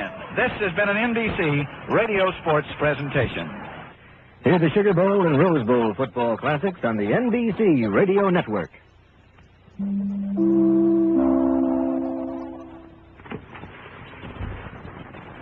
810 on your radio dial. This is WGY, your General Electric station, Schenectady. Stay tuned now for NBC's Weekend Monitor.